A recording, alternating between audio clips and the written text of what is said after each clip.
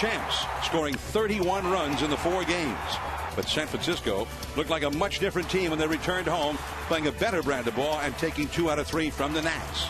Now the stage is set for a first place Western Division showdown. Giants Rockies next.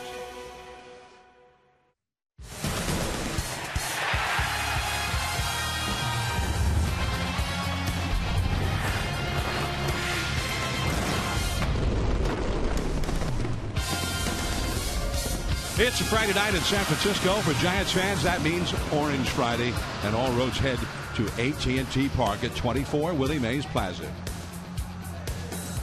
Hello, everyone. I'm John Miller, along with Mike Krukow. Welcome to San Francisco Giants baseball. The Giants came very close to sweeping the Washington Nats, but not quite, losing 2-1 on Wednesday. Now they're up against this Colorado ball club that, after taking 3 out of 4 from the Giants last week, turned around and took 2 out of 3 from Arizona. The question for the Rockies, as always, is can they continue that hot streak away from Coors Field? Historically, they've had a hard time doing it, especially here in the city by the bay. And the Giants have been hot at home, 17-8 at home this year, Mike. Well, 17-8 ranks them third best in baseball. I mean, their home field advantage has really been something they've utilized for a long time.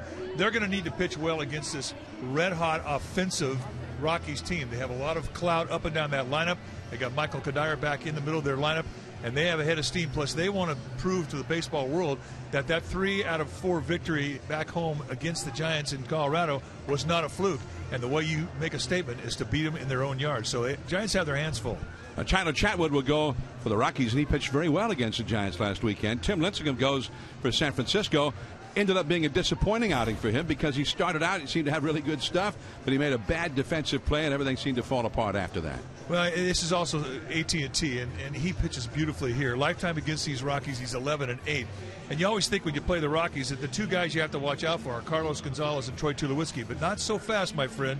Against Lincecum, the 3 guys that give him the most trouble are Wilin Rosario, Michael Kadire, and Todd Helton, an old nemesis. So keep an eye on those matchups. They should be fun. All right, so the Rockies are rolling. The Giants hope to continue their home roll, and we'll be back. Stay tuned as we'll take you to the Comcast Sportsnet studios for an update with David Feldman and Vida Blue right after these messages.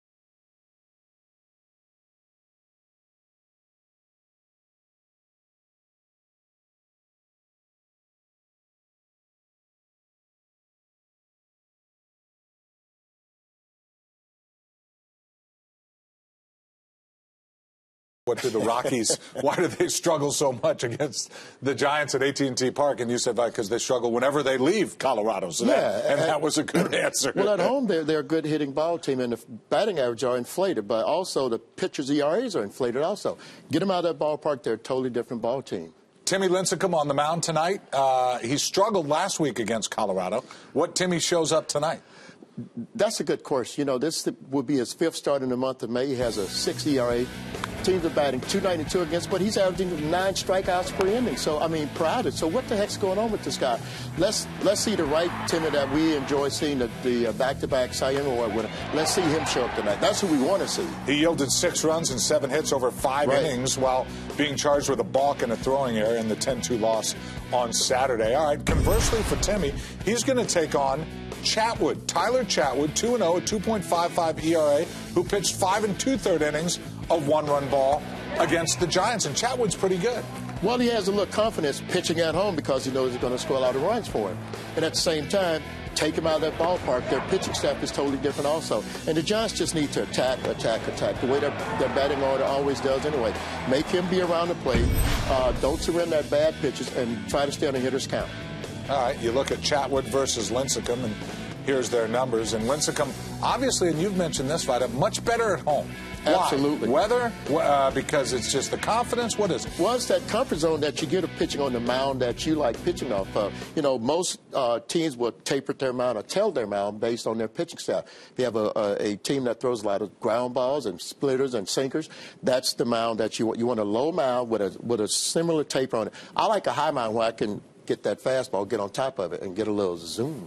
Quick thoughts on Carlos Gonzalez, Troy Tulowitzki, 2 guys who have had a lot of success against the Giants. Those are the 2 guys that scare me in the Rockies lineup. Tulowitzki, they've neutralized him, but Cargo has 2 or 3 home runs, and they walked him 8 times, so they have some respect for him. So it should be an interesting outing. Let's see how the Giants pitching staff attack these 2 guys, but you got to be careful pitching to Tulowitzki. He's a bona fide slugger. Yeah, if both of them have good games, it's bad news for the Giants. All right, Vida Blue's key to tonight's game. Tim Lincecum, the one that we know, the back-to-back Cy Young Award winner. That's the guy we want to see on the mound tonight. But he's got to attack that Rockies lineup. And let's hope the real Lincecum shows up, the one that we like. He's putting a lot of pressure on himself because he set the bar so high. And let's hope he has a good outing and Giants can get a win out of it. Yeah, if he gets some run support early, that's big. Right, that would be huge. All right, a reminder that immediately following the game, turn it over to Comcast Sportsnet Bay Area, and Vida will join me. We'll recap the game. We'll see you after the game.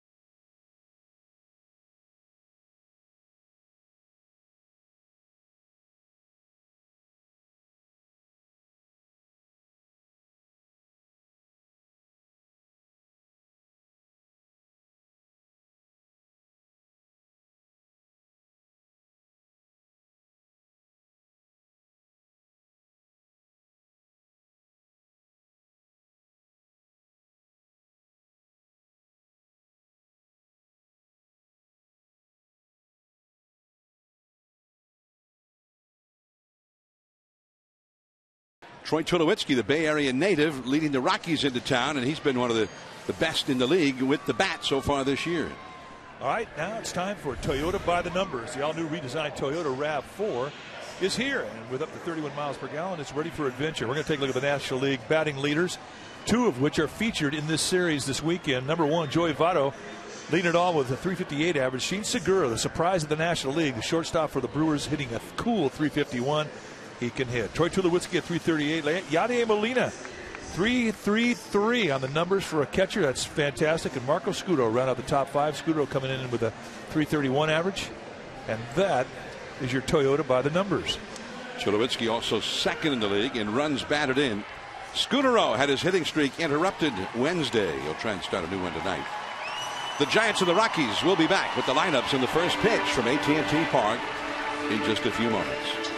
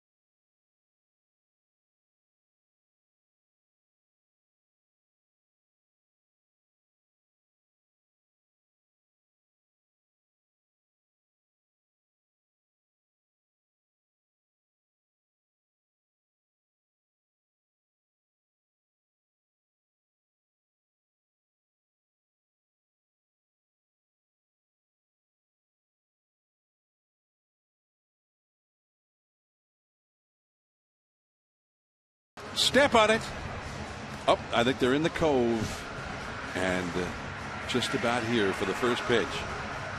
The Giants and the Rockies. Now that's the way we should get to the park every day. No traffic, baby. The Rockies batting order brought to you by your Northern California Honda dealers at shophonda.com. Dexter Fowler leads off center field. The rookie Nolan Arenado, third base. Carlos Gonzalez, left field, hitting third. Troy Tulowitzki hitting .338 at shortstop, but on the road .282 at home, .394, and that's been an oft-told story for hitters who play for the Rockies. Michael Kadire just back from the disabled list, right field. Todd Helton, first base. Willeen Rosario, the power-hitting catcher.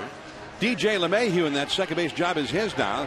They've sent out Josh Rutledge to the minor leagues, and Tyler Chatwood, the pitcher, batting ninth, and a good hitting pitcher as well. The Giants take the field. Tim Lincecum on the mound for the Giants.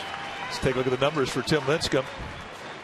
Going to be pitching on a full house Orange Friday. Tim Lincecum 11-8 lifetime against these Colorado Rockies. 2-time National League Cy Young Award winner, 4-time All-Star. And those are the numbers. In 9 starts, 3-3 with a 4.70 ERA, 56 strikeouts in 53 2/3. That's an excellent number, a 2-to-1 strikeout walk ratio. When he's on, you'll see a fastball in the low 90s. He'll 2- and 4-seam. He'll throw a slider, a curveball, and a split. In his 4 starts at home this year, he is 2-1 with a 3.71 ERA.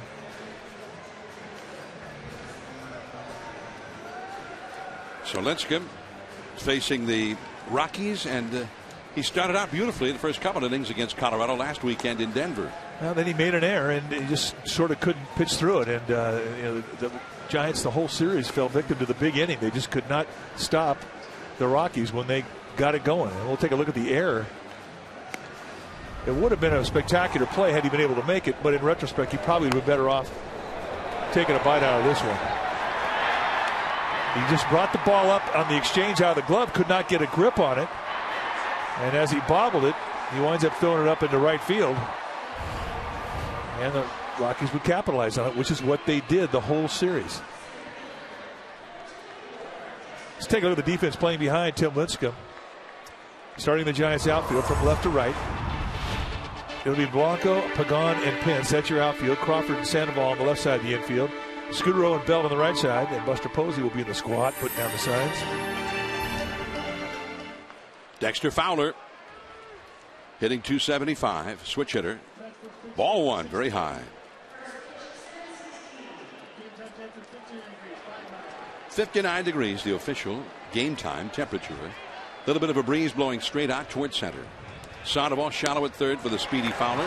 Now the count, 1 ball and 1 strike. Fowler had been in a profound slump in the month of May until last weekend. He got really hot against the Giants. They had a hard time getting him out the last 3 games of that series.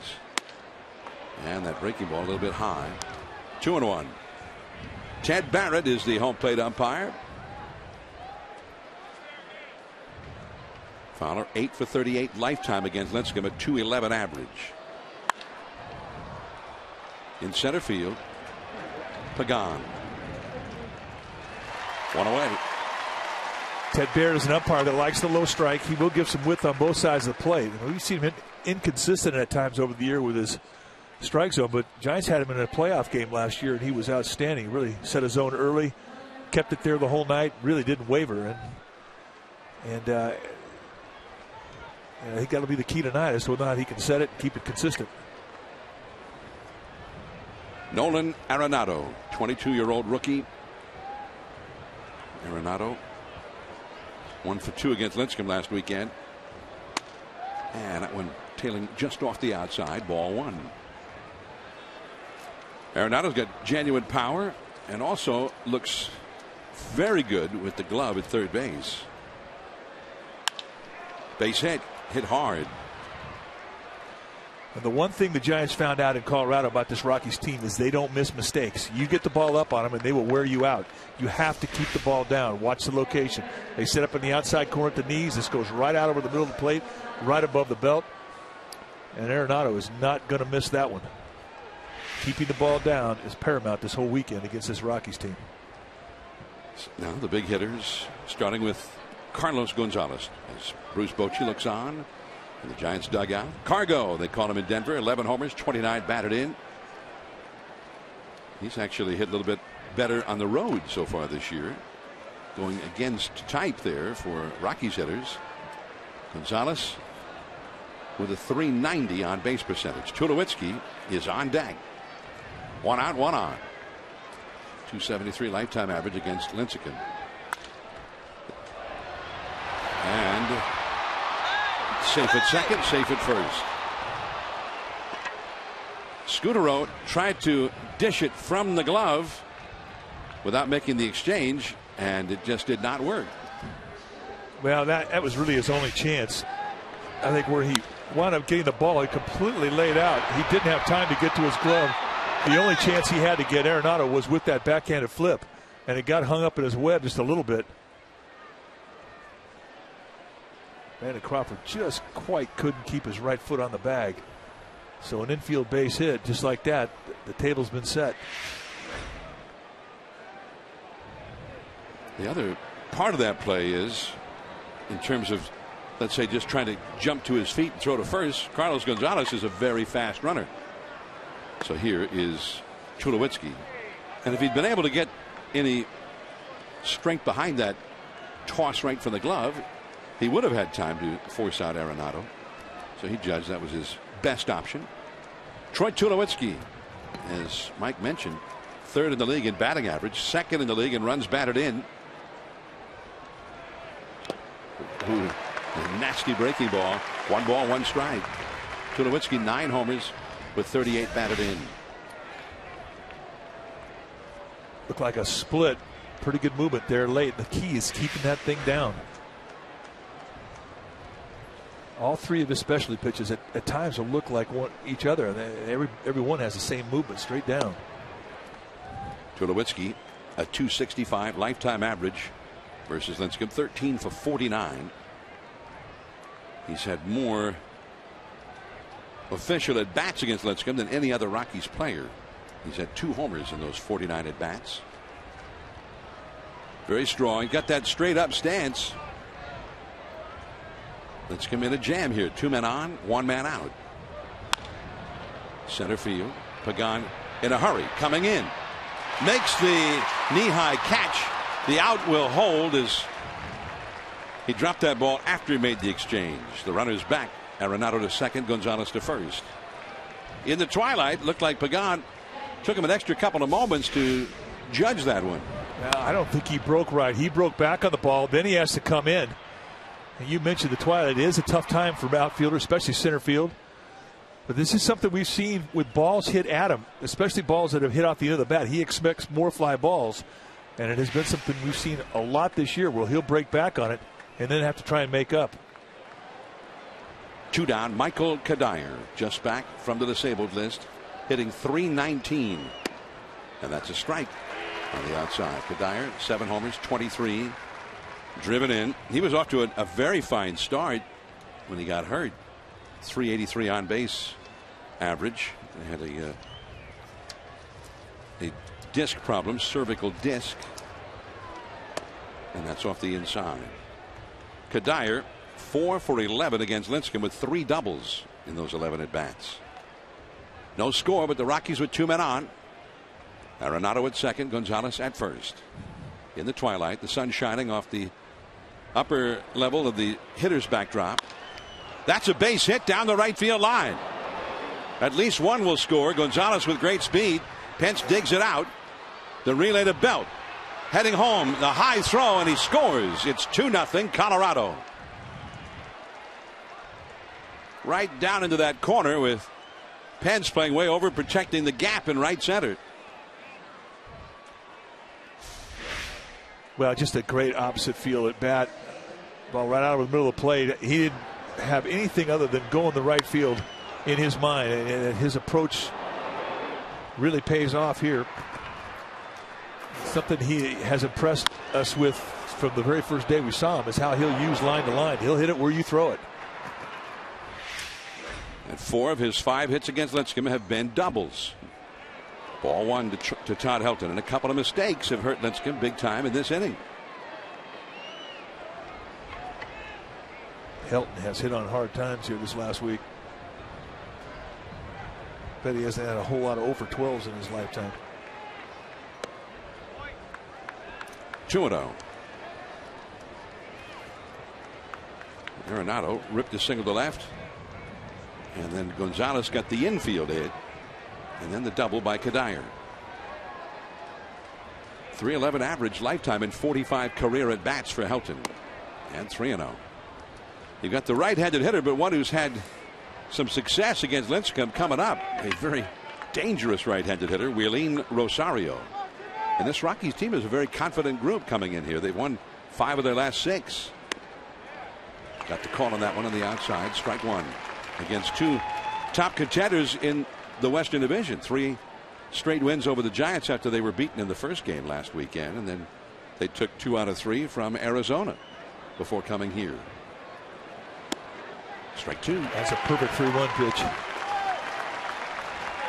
Take away a hitter's advantage on a count just with location. And that last one was perfect. Knee high outside corner. Throw it again.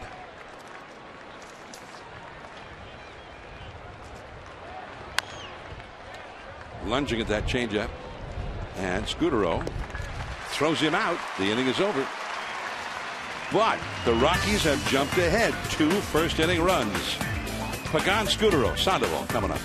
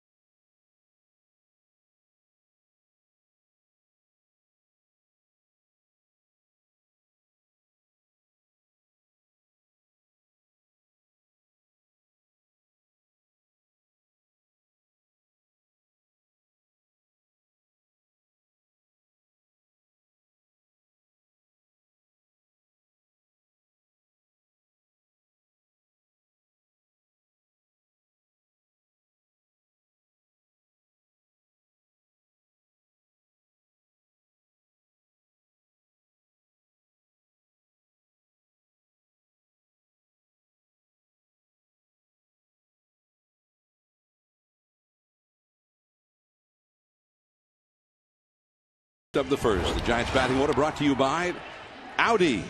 Truth in engineering.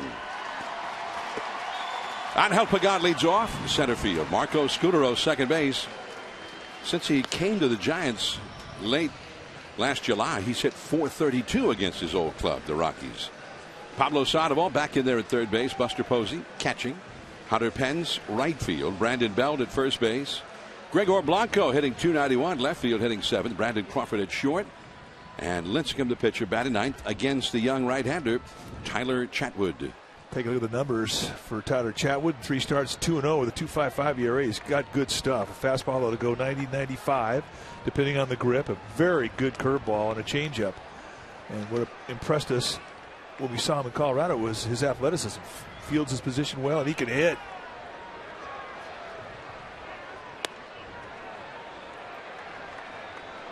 One ball and no strikes.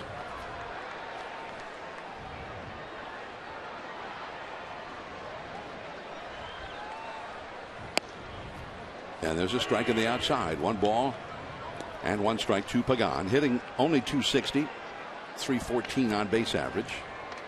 And in May, he's been in the lower 200s. He's had a hard time getting anything going consistently.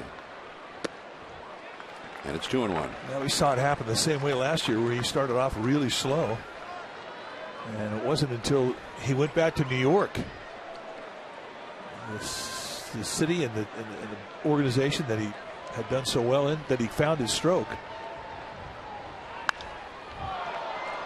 That'll go back out of play off the left field line. Just barely out of play. 2-2. I think one of the keys of being a great leadoff hitter is figuring out other ways to get on base when you're not hitting. Because the most important statistic for a leadoff hitter is there are 2: your on base percentage and your runs scored.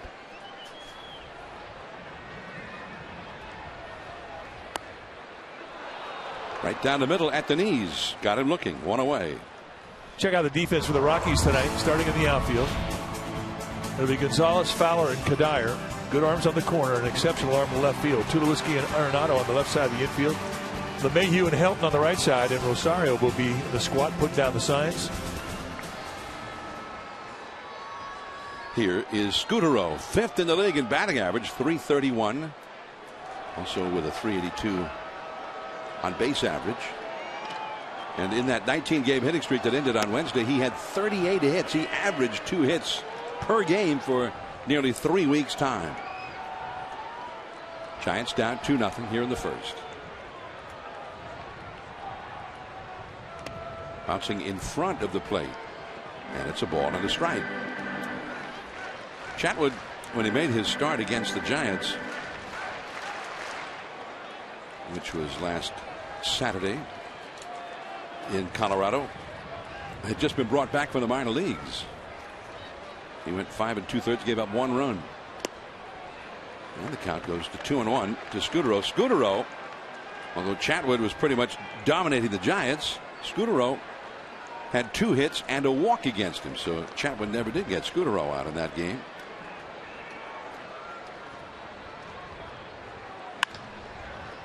Arenado taking his time. 2 down. And a stern wheeler, an old 19th century riverboat, the San Francisco Belle. Dinner cruise, AT&T Park, part of the itinerary, reflecting the setting sun. Quite a sight outside the ballpark.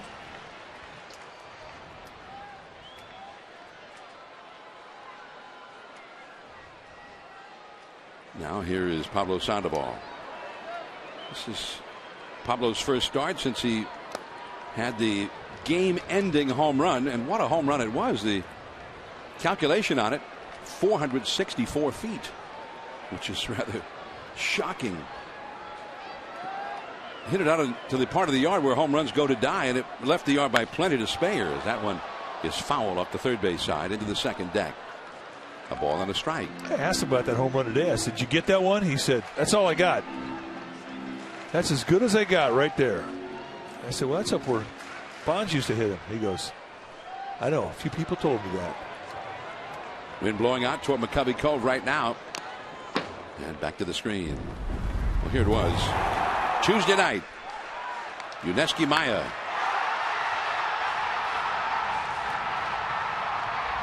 Wow, look how high up it went. Now, if you need a yard in the Super Bowl, give him the ball. 1-2 the count. Good pitch. They'd loan him out to the 49ers for just those certain spots, third and one. He'd keep things loose. Now, he has a different handshake for every teammate. You know, there's 24 other handshakes that he's got to memorize. A curveball tagged up by Rosario, and the Giants go down in order. 2-0 Colorado as we head to the second.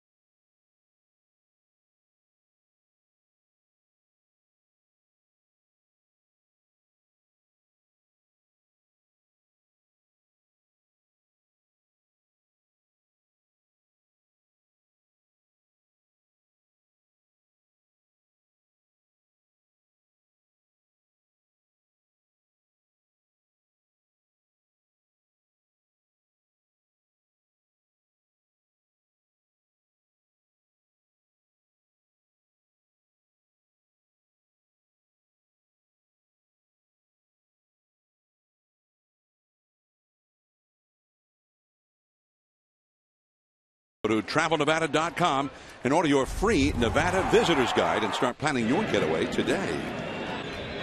Tim Lincecum in relief. 6 games, 1-0, 0.69 ERA. And look at the strikeout walk ratio, 17-2. He gave up 1 earned run in 13 innings. He was absolutely the X factor. He was a weapon that nobody else had.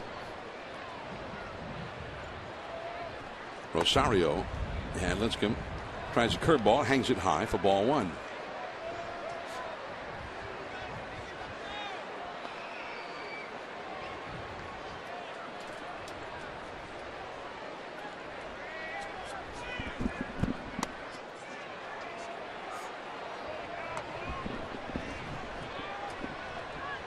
By the way, in the first inning, the play where Carlos Gonzalez hit the ground ball to the backhand side of Scutaro, and Scutaro could not, as he tried to shovel it right from the glove to Crawford, as Rosario will go to first. Apparently, and I didn't even realize this, the official score had scored that an error, but now has changed it to a hit. Well, he made the right change. Rosie showed me this note saying now they've changed it to a hit. I said, what do you mean it was a hit, wasn't it? No, there's no way that's an error. That's beyond the normal effort for a play. If he makes that play, it's the play of the year. LeMahieu takes a strike. But upon further review, he made the right call.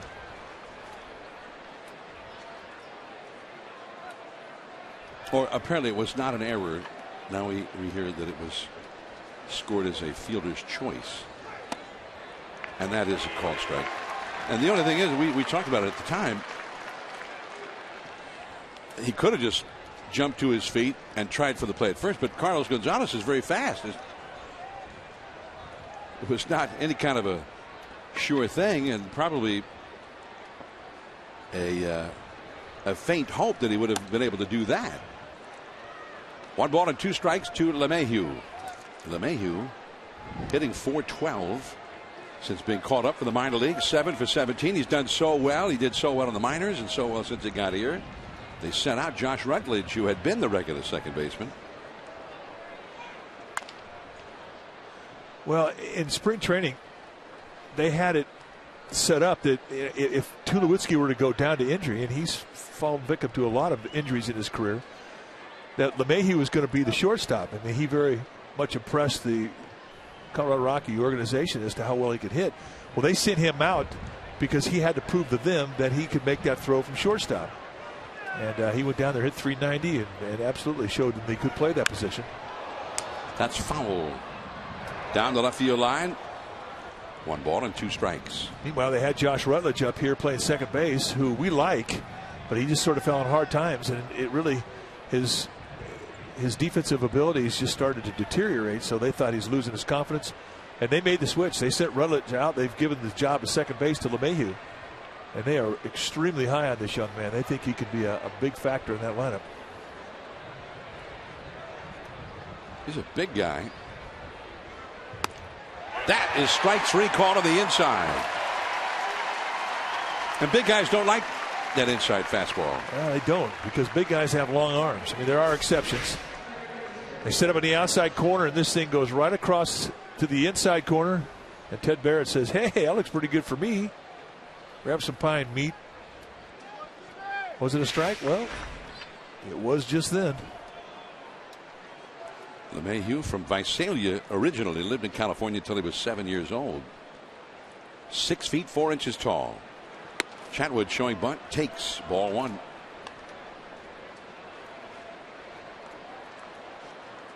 Two nothing, Colorado ahead. We're in the second inning. And this guy can hit. This guy is one of the best hitting pitchers in the National League West, no doubt. Maybe even the entire National League. You see that 5 for 8, that's no fluke. He's got a good idea. He's got 4 RBIs already. Showing bunt as they throw to first. But that doesn't mean he is going to bunt, does it? We saw him work the butcher play in Colorado, so he does know how to handle the bat. But just by showing bunt doesn't necessarily mean he's going to bunt. And that's exactly what he did. He bloops one. Out goes Scutaro, double play. There's the throw to Belt to double up Rosario, who was off and running. Now Posey gets ready to bat. Then Pence and Belt. 2-0 Colorado.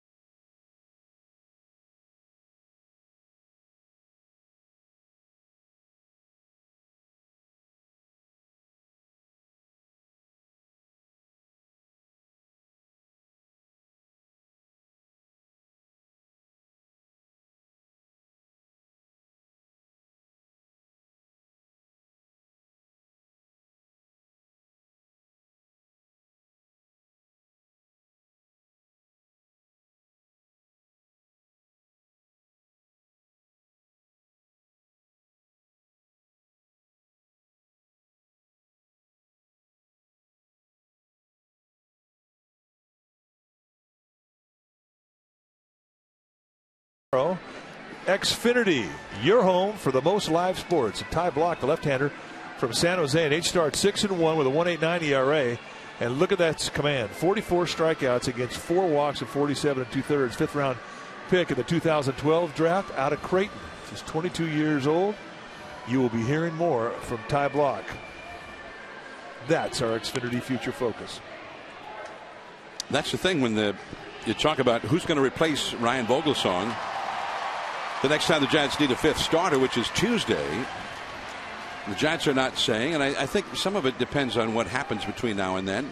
Chad Godin is an in-house option, but they might need Godin before Tuesday to go pitch long relief, because he's the long man. But some of the top prospects in the Giants farm system are still in the lower minors and maybe not quite ready to make that jump to big league ball at this point. Here's Buster Posey, down and in from Chatwood.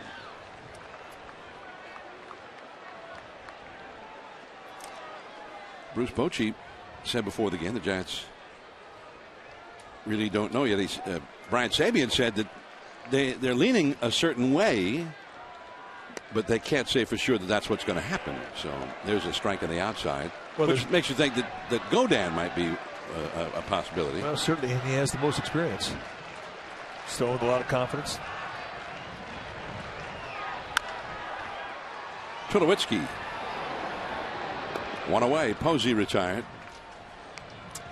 Well, John Tyler working his last game here for the Giants after 13 years with the club as manager of video and scoreboard operations. And next week, John begins his new vocational pursuit as a San Francisco policeman. He'll be checking into the academy next week, so we wish the best of luck to John and his wife, Kate. We are going to miss you. Kinda. Good luck. A life of public service. Here's Hunter Pence. 0-1. We're talking about, if you're thinking about Brian Sabean possibly making a trade, there is no worse time to try and make a deal if you're a general manager when one of your guys goes down.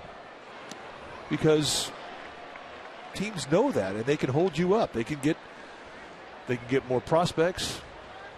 They can have you pick up more money. It's just not the best time to deal.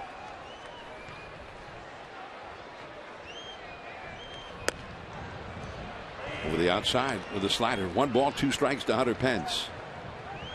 280 average, 7 homers, 23 batted in, a 325 on base average.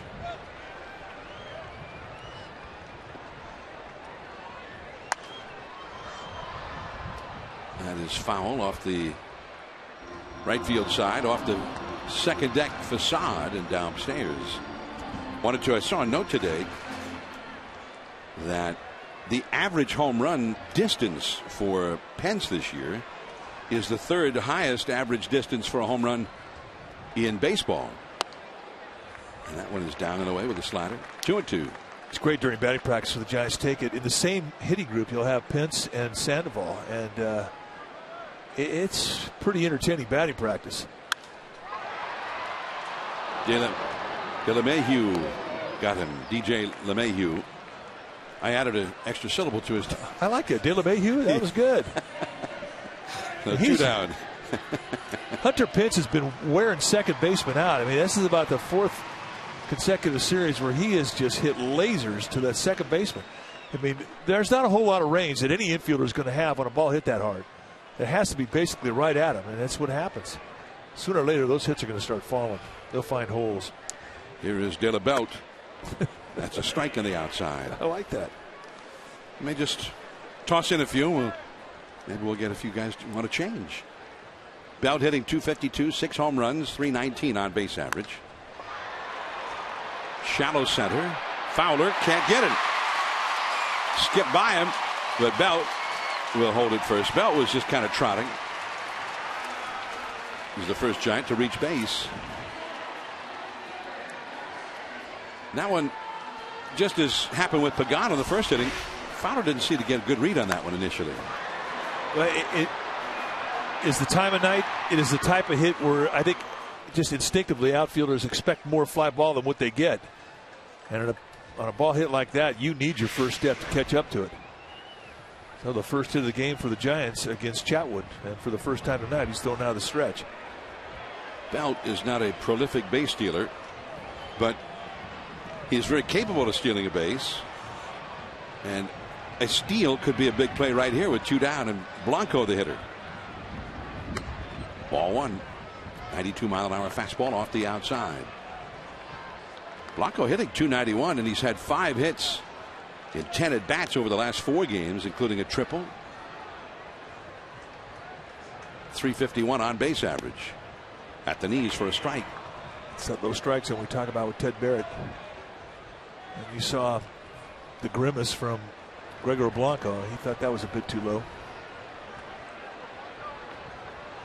Well, some umpires say yes and others say no. That's a strike.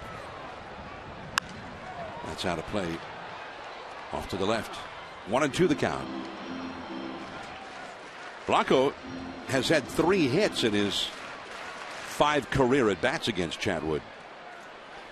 So just a small sample, but has done well against him up till now. Brandon Crawford on deck. Would be next. Curveball. Chatwood spins. 1 hop throw off the bag. Base hit. Belt to second.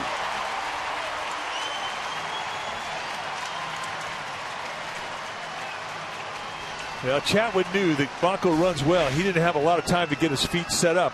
It was going to have to be an off-balance throw of some kind. And he throws that thing backing up. And watch Blanco get out of the box. A more accurate throw, he probably would have had him. I like the 1 bounce idea. You used to just see that from a shortstop on artificial turf years ago. Davey Concepcion with the Big Red Machine was the first guy to do it. Brandon Crawford will occasionally try that. First ball swinging. LeMahieu. And the inning is over just like that. 2 2-out hits for the Giants. 2 left. 2-0 Colorado. Top of the order. Fowler, Arenado, Gonzalez coming up.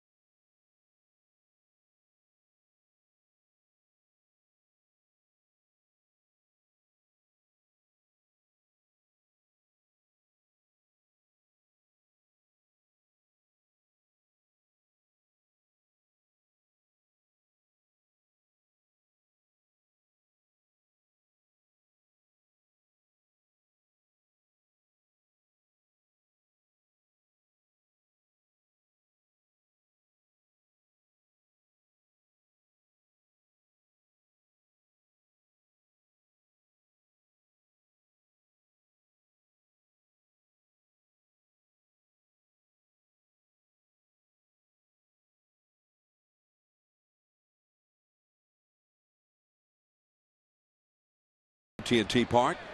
I'm John Miller along with Mike Krukow, your Giants broadcasters. Just off the inside. Ball 1 to Dexter Fowler from Tim Lincecum. Fowler hit a fly ball to center his first time. 2 first-inning runs for Colorado. They still lead by that 2-0 count. And that one dropped in there. A curveball for a called strike. That's a nice way to take away a 1-0 count from a hitter. Float that big old curveball in there. Thought he was going to pull a trigger on that. Scudero gets in front of it. 1 away. Now let's take a look at who's hot. Brought to you by Papa Murphy's Take and Bake Pizza. Bay Area Sports Hall of Fame, the class of 2013. They were inducted last night. Dave Righetti of the Giants. Congratulations to Rags. He's in the Bay Area Sports Hall of Fame. Walter A. Haas Jr. used to run things with the Athletics. Brett Jones, the 49er great, and Tim Brown, the Raiders great, all inducted yesterday. Congratulations to them all. But from us, we're especially happy for Dave Righetti. Mark Gardner got to introduce him. And he is a Hall of Famer. Local guy out of San Jose. He's had a tremendous career in professional baseball. Arenado fouls one off the right field line. Strike two. He singled to left to start that two-run first-inning rally. Dave Righetti started as a starting pitcher for the Yankees in the big leagues. Crawford, 2 down. And I remember I used to broadcast for the Texas Rangers 1978-79. And we got a note one night that a young guy in Double-A ball for the Rangers just struck out 21 batters in a game. And it was Dave Righetti. So we said, okay, we're going to have to remember that name. Then they traded him to the Yankees in the offseason. They wanted to bolster their bullpen a little bit between the 78-79 seasons, and they got Sparky Lau. But in that deal, Righetti was one of the guys. The guy who ran the or not ran him, but owned him. I guess he kind of ran him if he owned him. But he liked to kind of sometimes get involved in those kind of things. And it was whatever the big leaguer was, and 1 or 2 minor leaguers. He's like, yeah, we'll do that. Are you kidding? Not a problem. The GM kept saying, well, who were those minor leaguers? I don't know, a couple minor leaguers. Didn't you hear me? Up the first base side, there's Belt. And Gonzalez retired. Very nice inning for Lipscomb, and a quick one. Last of the third, Lipscomb is coming up. 2-0 Colorado.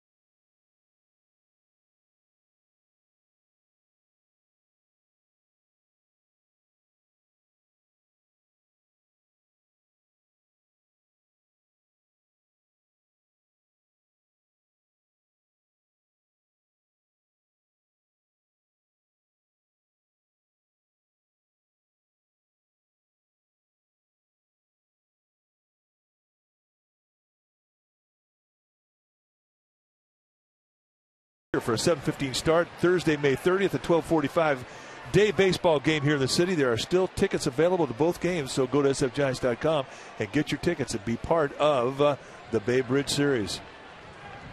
Jim Lincecum against Chatwood. Strike one call. Lincecum, 1 hit, 16 at bats so far.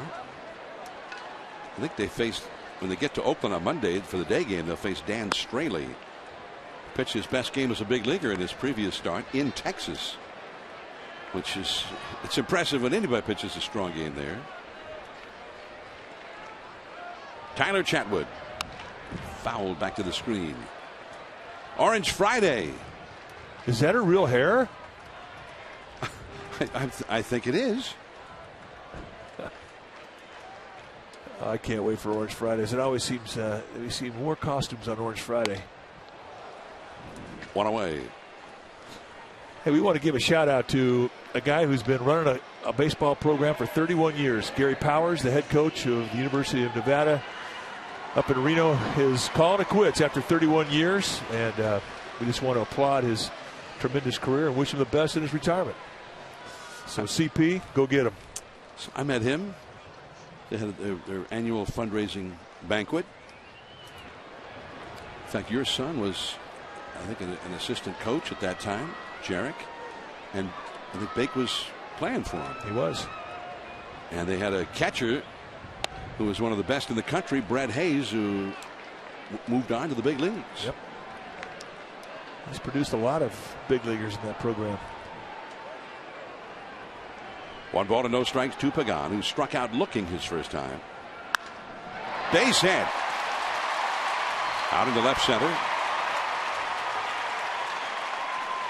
Scutaro comes up. Well, Giants Baseball is brought to you in part by the all-new redesigned Toyota RAV4. It's here, and with up to 31 miles per gallon, it's ready for adventure.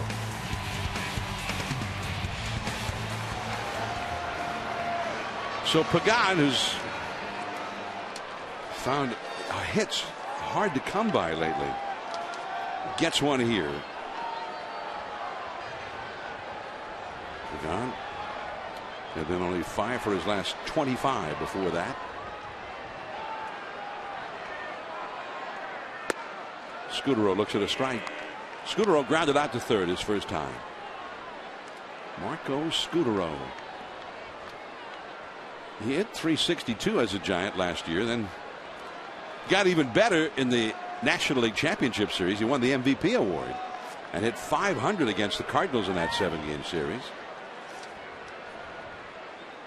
There's a bunt, third base side. Arenado, bare hand pickup. The throw. Beauty. What a play by the rookie third baseman. Boy, I'll say, that's as good as it gets right there, because that bunt was perfect. And the Rockies brag about this guy. Usually when they brag about a young player, it's always about his bat. But about Arenado, they said he's the whole package. He's a great glove.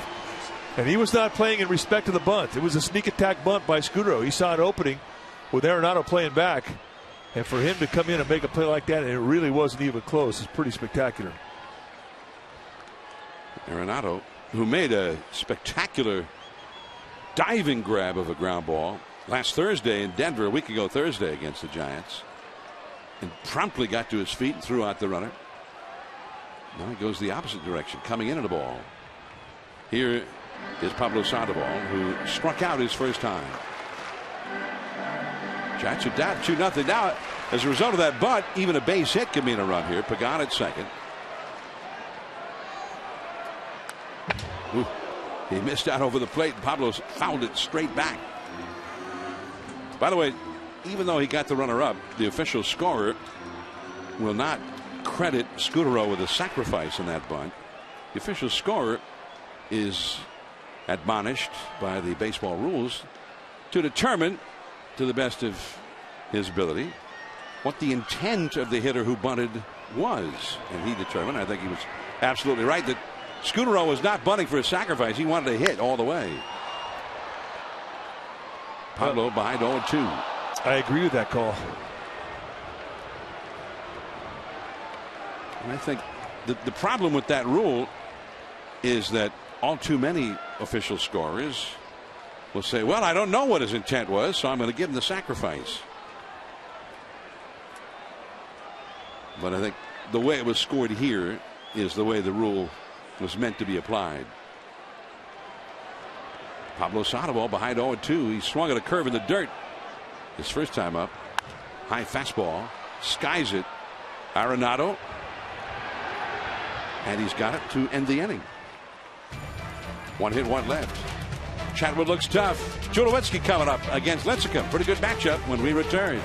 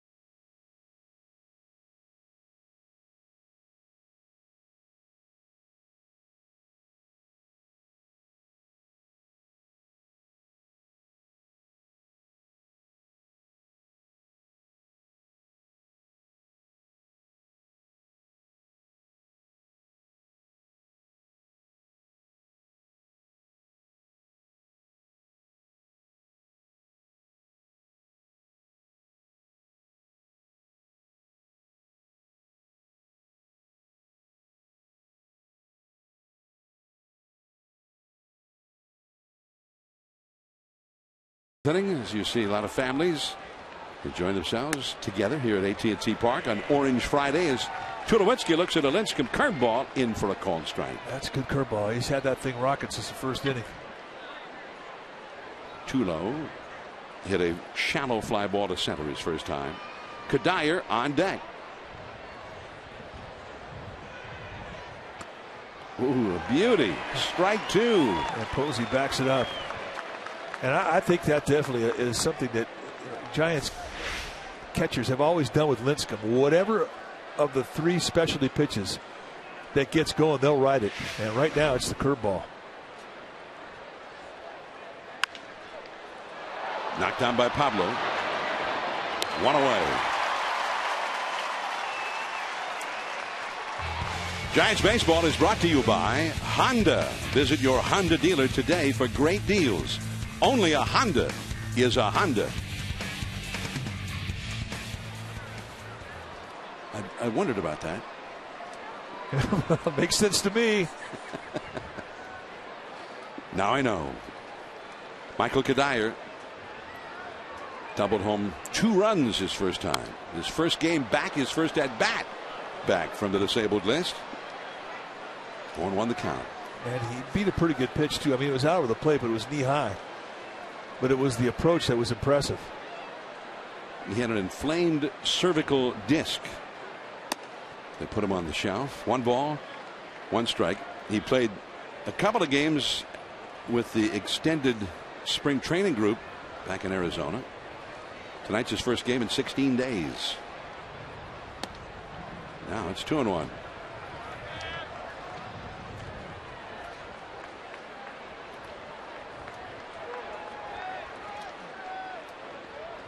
Kadire missed a good portion of the season last year with injuries.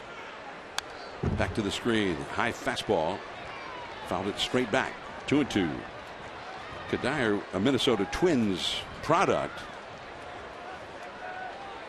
Used to play primarily outfield there. And I remember he was playing first base and third base for them with some injury problems. And I asked him after a game, we interviewed him, that he had a big game. I said, well, what's your best position? He says, well, second base.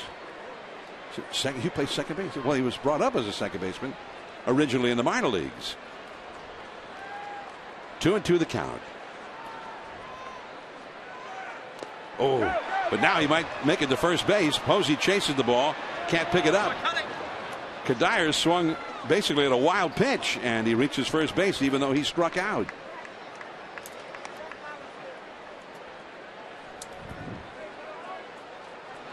Now, the one thing you're fearful of, if you're a catcher, is if the ball hits on the plate or hits in such a way that it comes up on you and you don't anticipate the high bounce. And that ball hit right between the plate and Posey. Ball 1 to Helton. Normally, curveballs are pretty. I mean, you prefer to block those. They're slow. You can get your body in front of them. And he just didn't get his body in front of it. Helton grounded out to second his first time. Kadire at first, even though he struck out. Back to the bag. Kadire, the second strikeout for Lincecum. On the other hand, he's had 2 strikeouts, but only one of them actually got an out. Rosario would be next. 2-0 Colorado here in the 4th inning. 2-0. Anyway, when we talked to Kadire about all the positions that he played, he said, well, you know, the Twins, they develop baseball players. They don't develop left fielders and third basemen and first basemen, that kind of thing. And you're expected to know a lot of different positions when you play in the Twins minor league system. As he runs, base hit to left. Kadire will nonetheless stop at second, even though he was running with the pitch. And now 2 men on for the Rockies with 1 man out. Now, the approach that has been most effective against Lincecum tonight has been the opposite field approach, because this is not a hanger. Watch this come across the knees and really a little bit of reach. Not a lot of lower body strength, and it's just good hand strength. Your strength hand is your bottom hand on the bat. Your guide hand is your top hand. And Helton has always had a strong top hand to go along with a strength hand on the bottom of the bat. And that's good hands, good strength hands in that last swing. Strike one called to Rosario, and this is a very dangerous spot here. Rockies' most powerful hitter, Rosario. He has 9 home runs for the year, 27 batted in. He walked his first time, and he's had 2 homers in 14 career at bats against Lincecum. It's a huge at bat in this game right here. Curve is low. 1 ball, 1 strike. Lincecum has also now walked him 5 times. Rosario's been on base 11 times in 19 plate appearances against Lincecum. The Giants already trailing 2-0. But he's hurt him in the past above the belt. Keep the ball down, different deal. Whew. 1-2. Get there in a hurry to the ball dude. Ball dudette. This was the home run he hit last weekend against Lincecum in Denver. That ball, talking about up above the belt, that was up around the lettering on his shirt. That's his strength. He likes that ball up.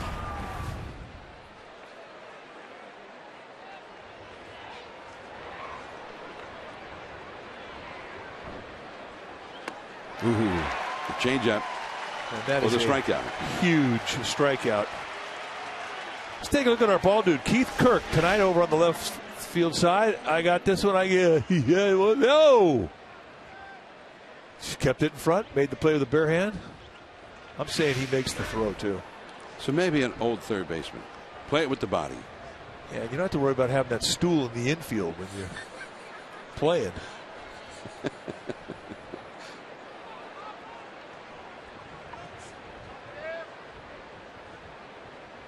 Here is LeMahieu. He struck out looking his first time. 2 on, 2 out. Ball 1. On the out-of-town scoreboard. The Diamondbacks, who are in a 3-way tie with the Giants and the Rockies for first in the West, trailing the Pods 1-0, last of the 6th in Arizona. Stoltz for San Diego. Brandon McCarthy for Arizona. Punched into right field, just out of the reach of Scutaro. Pence throwing. Not in time.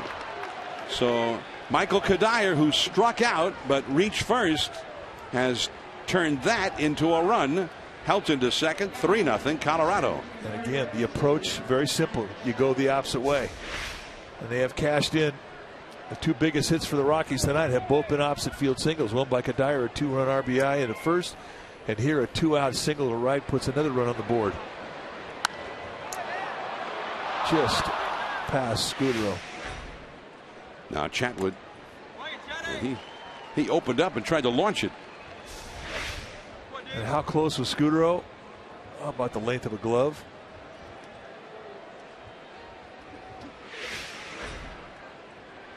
Chatwood hit a double play ball, a pop up into a double play, and a hit and run, bluffing the bunt and then swinging away with the runner going in the second. So the Rockies now with a 3-0 lead and still with 2 men on. And then that changeup for the strikeout. So 3 strikeouts in the inning, but one of them turned out not to be an out. Buster Posey coming up.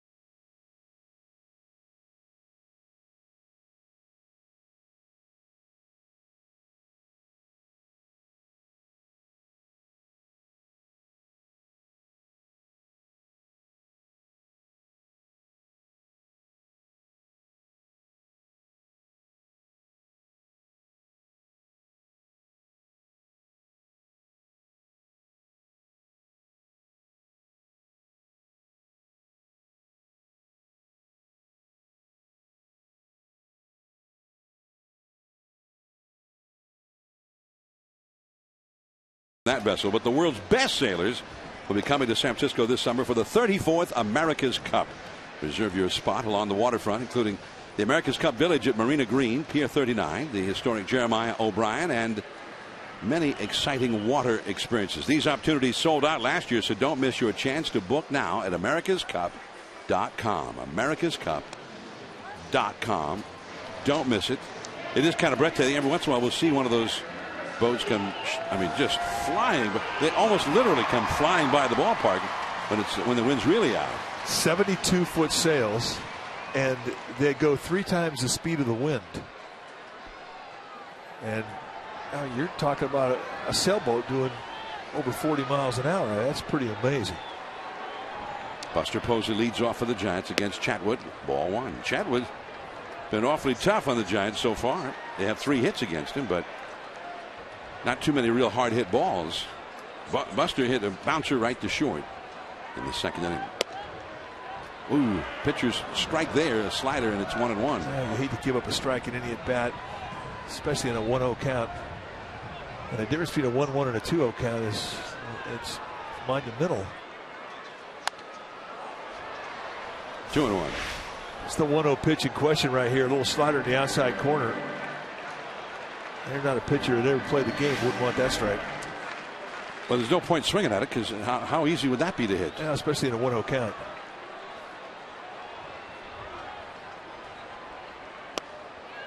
A little bit low again. But you've got to have a pretty good foundation to take a pitch like that after you give up the strike 1 in a similar location.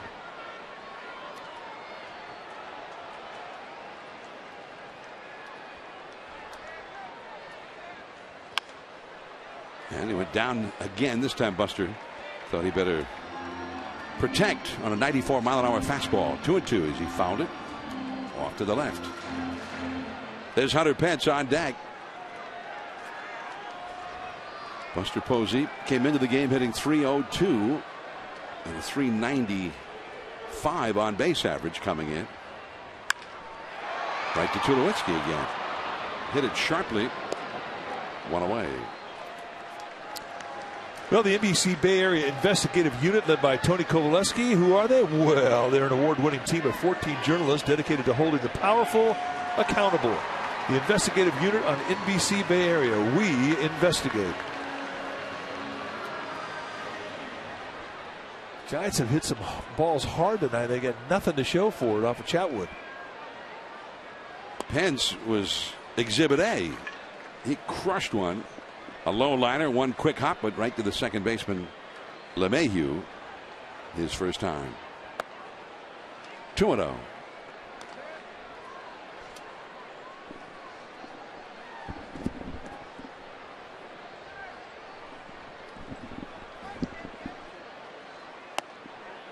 Well, he gave the low strike that time. 2-1.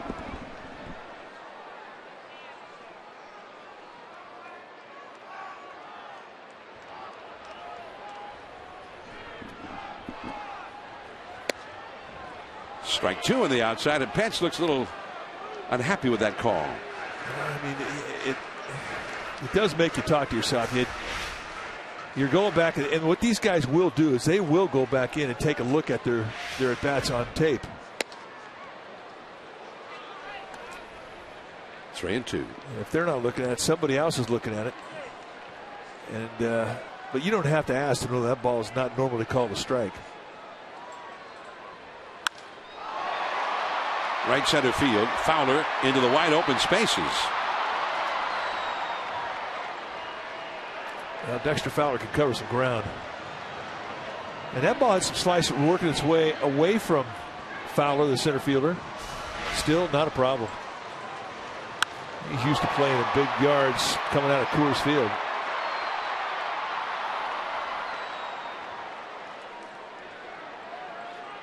Gobbles it up. Now Brandon Belt. Belt hit a single his first time. Giants have 3 hits, no runs. They're trailing 3-0 here in the 4th inning. First of a 3-game series, the Giants and the Rockies. The Rockies on a roll right now. Curveball. Helton. Chatwood covering. Inning over. On to the 5th inning, the top of the order coming up against Lincecum.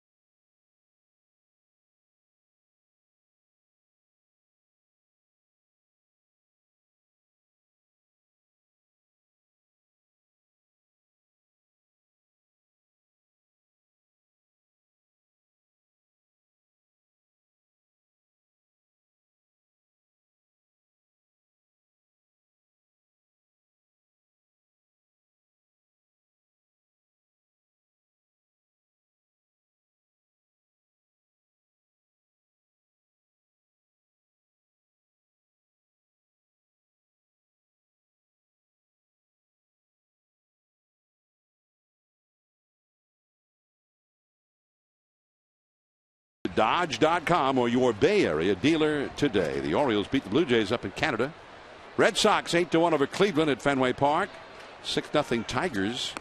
And Anibal Sanchez had a no-hitter until the 9th inning. Joe Mauer with 1 out of the 9th, single to center, the only hit of the game allowed by Sanchez. The Yankees clobbered the Rays 9-4 in St. Petersburg, Florida. Dexter Fowler along the left field line. Blanco over, but in amongst the spectators, out of play. Fowler 0 for 2. Some other scores. The Angels beat the Royals 5-2 in KC. The Rangers have a 5-3 lead over the Mariners, top of the 4th up in Seattle. And the Marlins and White Sox 3-3, top of the 11th interleague play in Chicago. And look at the Oakland Athletics rallying. Was that a 4-run 9th inning? Chris Young, former D-back, a home run for the Athletics. That ball is back out of play. 3 runs they got tonight. They were down 5-3. Wow. I saw that swing of the bat from Joe Mauer off Anibal Sanchez. It was not a hanging pitch either. It was a 1-out knee high, looked like a split or some kind of a breaking ball. But nice, clean, crisp single back up the middle. I mean, if you're going to lose no hitter, I mean, that's how you want to lose it. You don't want to have a swing and bunt beat you. 2-2. Just off the inside, apparently. 3-2. Yeah, it hasn't been there all night. He's thrown that pitch several other times tonight. Each time it's been looked at and called a ball. Just a little bit inside.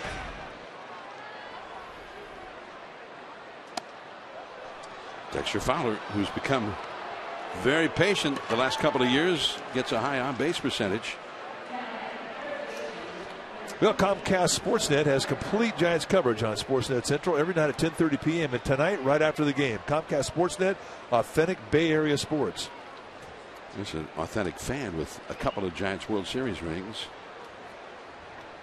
courtesy of Comcast. That's a new wrinkle on the foam finger, isn't it? I like that. That's a good one right there. Here's Nolan Arenado. And no! That was close at first. Alfonso Marquez made the call. Now, Lincecum really does have a pretty quick move to first base, and that really is his best defense to try and hold a base stealer on.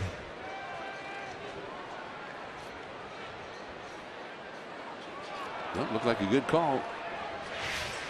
Belt reached out and wasn't quite there yet. Had to keep reaching a little bit further, and then he was back in the bag.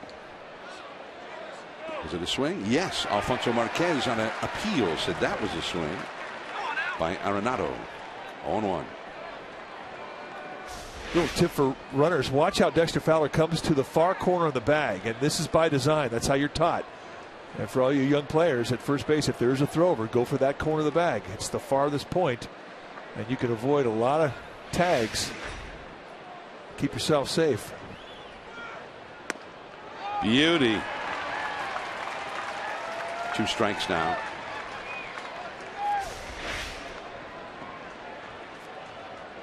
You can see the rotation on the curveball. It really has been a great pitch tonight. Renato ripped a single to left his first time, grounded a short in the 3rd inning. He's 1 for 2. Runner at first, nobody out. 3-0 Colorado. 1-2. Cargo. Carlos Gonzalez on deck. Too low. Troy Tulowitzki after him.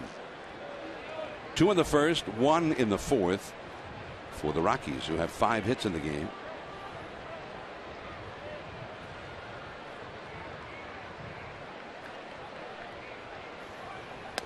Struck him out.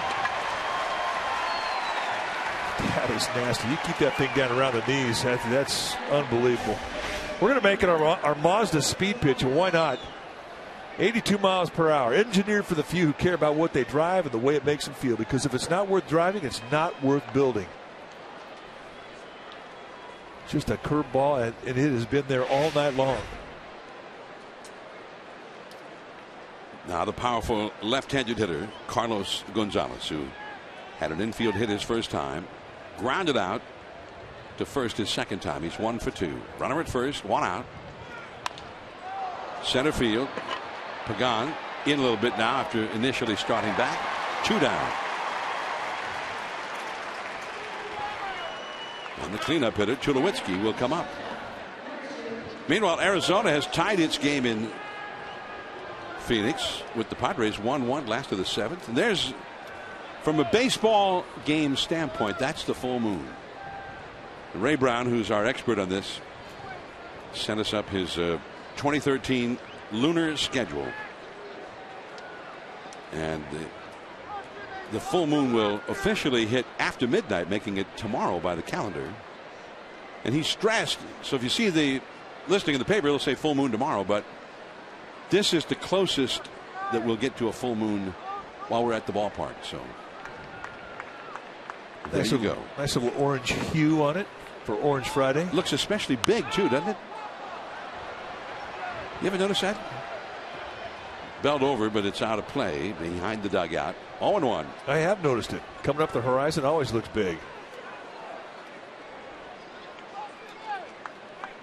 I always wondered, is that inflammation, or it's been out in the sun all day and it gets inflamed a little bit, or then it gets smaller as it cools off? My son told me, "Are you an idiot?" That's great when your son can tell you that. Yeah, and I know he's right. 0-1 the count to Tulowitzki. His flight out to shallow center, grounded out to third. And another quick throw by Lincecum. Fowler diving safely back. I'm really surprised we have not seen him attempt to make a steal here. He's had 7 steals and has been caught twice this year. But Lincecum is notoriously slow out of the stretch position. And it's almost an automatic when he's out there and you have a base stealer with good speed like Fowler that he's going to test him. And so far he has not. Well, he almost picked him off a little bit earlier in this inning. Fowler has stayed put. 0-1. There he goes. Brandon Crawford. And one shortstop throws out the other after the leadoff walk. Lincecum retires 3 in a row under the full moon. Blanco, Crawford, Lincecum coming up.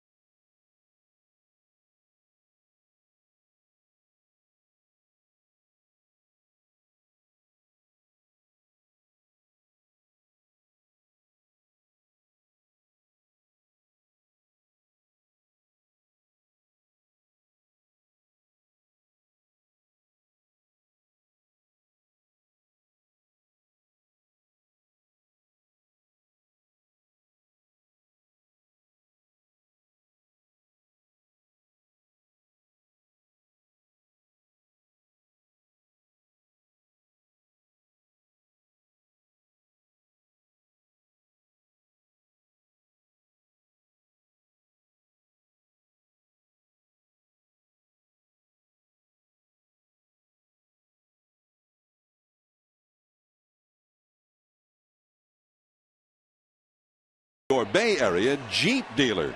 Visit Jeep.com. The Nats over the Phillies 5-2 in Washington, our nation's capital. Big night for Steve Lombardozzi. Reds over the Cubs 7-4. Brandon Phillips had a homer and a couple of runs batted in there. In a rain delay at Citi Field, New York, the Braves 5, the Mets 5, starting the top of the ninth inning in New York. Right now, the Giants are coming up. We'll revisit the National League scoreboard here in a moment as Gregor Blanco gets ready to lead off against Tyler Chatwood. Giants have been shut out for 4 innings by Chatwood, the young right-hander. Blanco had an infield hit his first time, and a curveball is low for ball 1. Chatwood's got it all working tonight. He's got a good fastball, slider, curveball. Mixed his pitch as well. Kept the knee-high location for most of the night, just like that. Look who's here, Mike. Tony Bennett. The legendary Tony Bennett with the Giants president, CEO Larry Baer. And it's 1-2 now to Blanco. I may have some of those titles wrong for Larry, but I think somewhere in there I got one of the right ones. I'm John Miller along with my partner, Giants color analyst, expert analyst, commentator. See the same thing with you. Somewhere in there I have the right title. That's it for Blanco. 1 out. The other National League score. The Pirates finally lost one. That is a big headline right now. They've been so hot. Marco Estrada and the Brewers beat him 2-1 in Milwaukee. Cardinals lead the Dodgers 3-0. Chris Capuano trailing early on in that game. Last of the 4th inning in L.A. Pods won, Diamondbacks won. Stoltz for the Pods and Brandon McCarthy for Arizona. McCarthy had a complete game shutout in his last start. Hey, the Gamer Babes are here. Angel Pagan fans. Called a strike to Brandon Crawford, who grounded out to second his first time. Crawford is the only, well, now he's this one of 2 Giants to come to the plate. He was the first one with a runner in scoring position. That's how good Chatwood has been. Did he swing and appeal? Yes. Third base umpire Mike DeMuro said that was a swing. I think it was. 0-2. Tim Lincecum is on deck.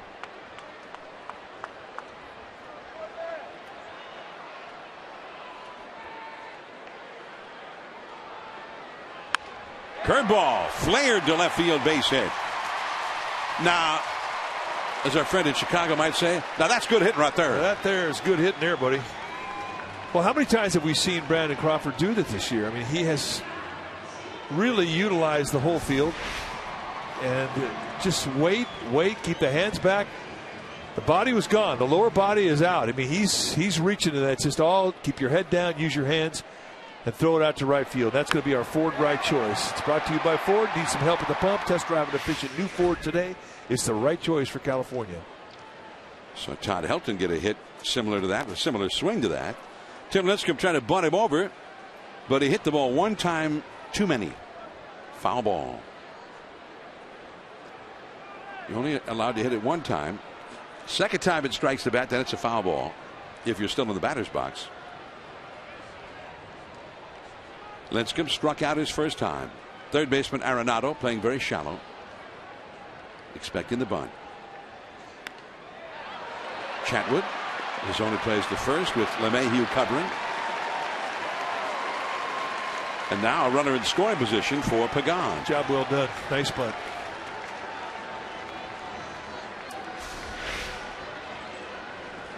Get that bat head on the top of the strike zone. And if it's below the bat head, you drop the ball. You drop the bat head on the ball. If there's a runner first, ideally you want it to go on the right side of the infield. Take that third baseman out of the play. Chatwood, who feels his position well, knew his only choice was to go to first. Job well done. Giants staff as a group has been very high in the league for being able to get those down. 21st successfully executed sacrifice by a Giants pitcher. That's in for a strike. Matt Cain, #1 on the list with 6. That was the third for Linscomb. Now Pagan hit a single his last time. If he could do the same thing here, it could mean a run for the Giants. Crawford, the runner at second. The Colorado outfield is straight away for the switch hitting Pagan, who is 1 for 2 in the game against Chatwood. And quickly behind to the count here as he fouls that curveball. 0-2. He's used that curveball well. And again, he hasn't hung anything tonight. Everything has been down. He's got Pagan talking to himself there. When he's missed with the curveball, it's always been below the strike zone. Hasn't hurt him up. The same thing for the changeup.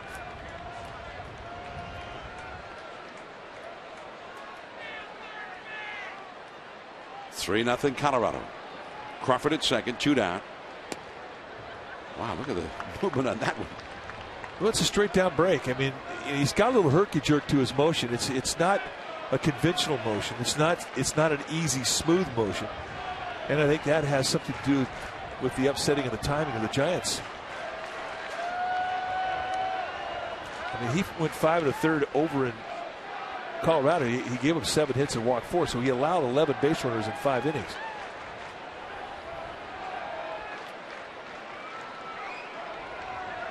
Crawford at second, ready to run at the crack of the bat with 2 down. 2-2. This is a spot where the Giants, for much of this season, have done well as a team. As you see that full moon rising above the level of the arcade in the outfield. Coming into play tonight, the Giants hitting .290 as a team.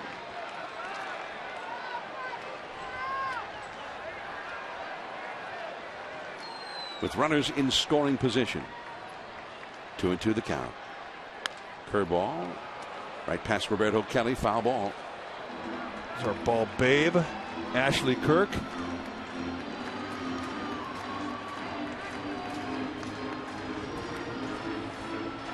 Just wait till it stops rolling and pick it up and find a pearl, and she did.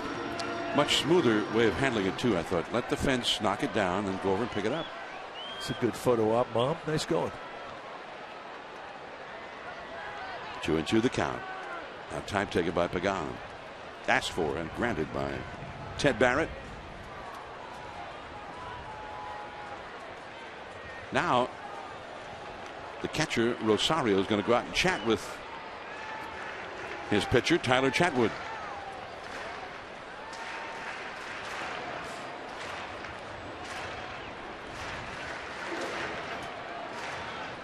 Arizona rallying 3 runs home in the 7th to lead San Diego 3-1. They're still batting in that 7th inning. They've knocked Stultz out of the box. Chatwood with a 3-0 lead. 2-2, 2 down. Crawford at second. Hits the mound. Big hop to Tulowitzki. Inning over. On to the 6th inning. Kadire coming up against Linscomb. 3-0 Colorado.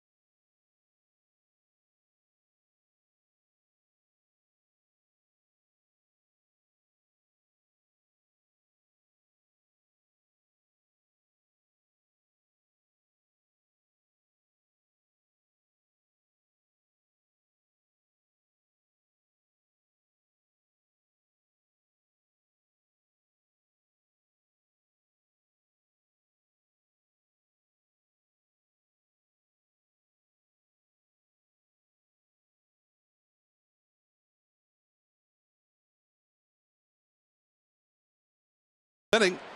Lincecum and the Giants trailing 3-0 to the Rockies. Here is Michael Kadire, who knocked in the first 2 Colorado runs with a double down the right field line in the first inning. The count is 0-1.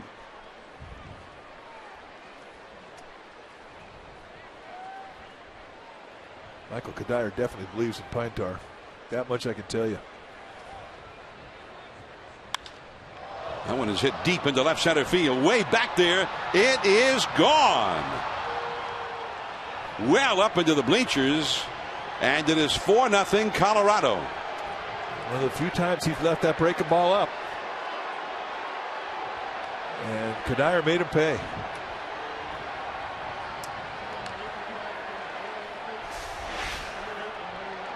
Set up in the outside corner.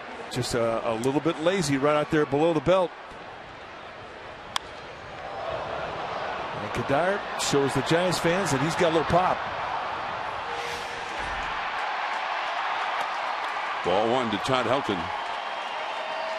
The ball thrown back onto the field. Kadire's 8th home run of the year.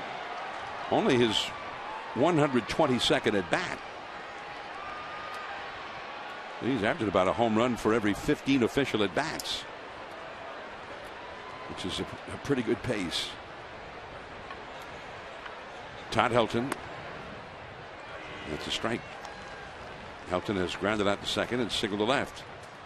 Helton hitting behind Kadire. Kadire now has knocked in 3 of Colorado's 4 runs, and he's scored the 4th one. Deep left field. Blanco will have to chase. Right at the base of the wall. To second base. The tag. Out! Nice throw by Blanco.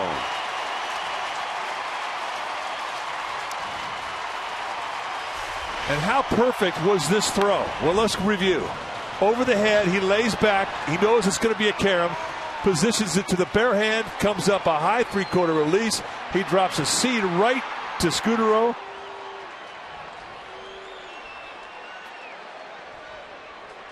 Yeah, look at that. His foot never got there. An easy call for Chris Conroy, the second base umpire. It was the pop-up slide, and he stopped before he got to the bag. Rosario. I just like the whole rhythm of the play. I mean, everything he did. If he goes to the glove hand and tries to make an exchange, there's no chance to get help. Bare hand had to be the way to go after it. Brandon Crawford. Out number 2, Rosario.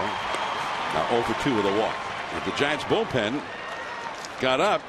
The first 2 batters hit the ball real well into the deep reaches of the outfield. Sandy Rosario has started to warm up now in the Giants pen. Well, MLB.com At Bat is the #1 source for baseball everywhere you go. Available for iPhone, iPad, Android, BlackBerry 10. At Bat delivers Giants baseball with audio, pitch tracking, stats, breaking news, and video highlights. Text At Bat to 31826 or go to sfgiants.com. LeMahieu fouls one out of play. LeMahieu has struck out looking and singled home a run. 4-0 Colorado.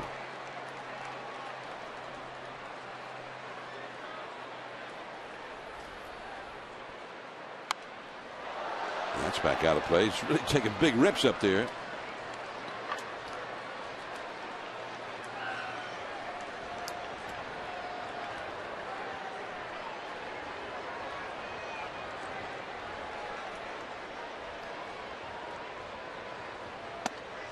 And he pulled that one off the outside. Yeah, good idea. It was a cut fastball. It just doesn't set up a whole lot when it goes that far wide. It's up around the letters or above. Foul tip. Stays alive just barely.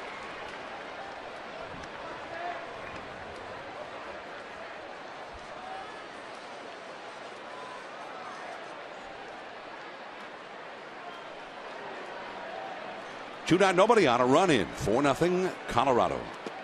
That one bounced in front of the plate.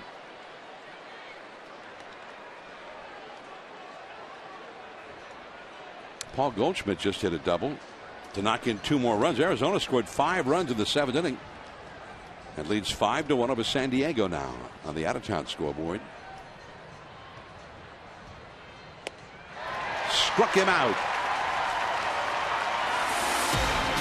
But a big night for Michael Kadire, just back from the DL.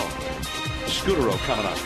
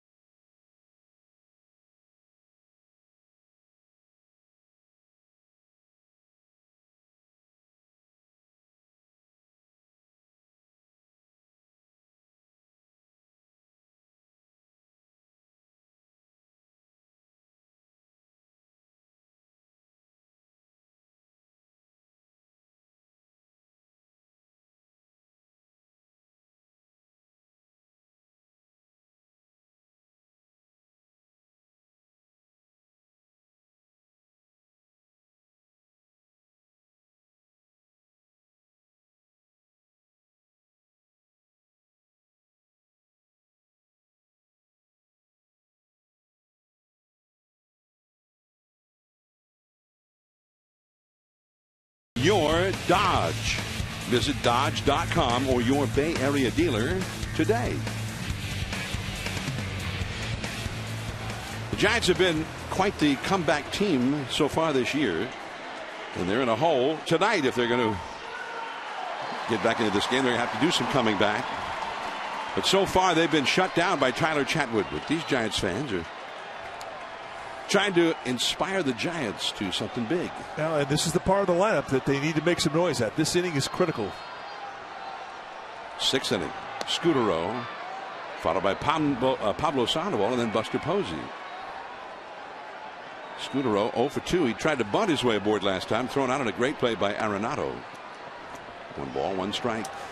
You know, he just lost his 19-game hit streak. It ended on Wednesday, but he's got a 15-game hitting streak against these Rockies. He has absolutely raked them. In the last 15 games he's faced Colorado, hitting .469, 30 for 64.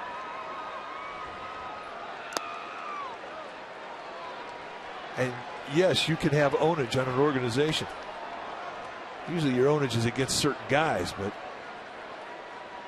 there are instances when a guy will have a career. You go back and look at one organization, he just blows up every time. And the Colorado Rockies have been that type of organization for Marco Scutaro here the last 15 games, back into last year.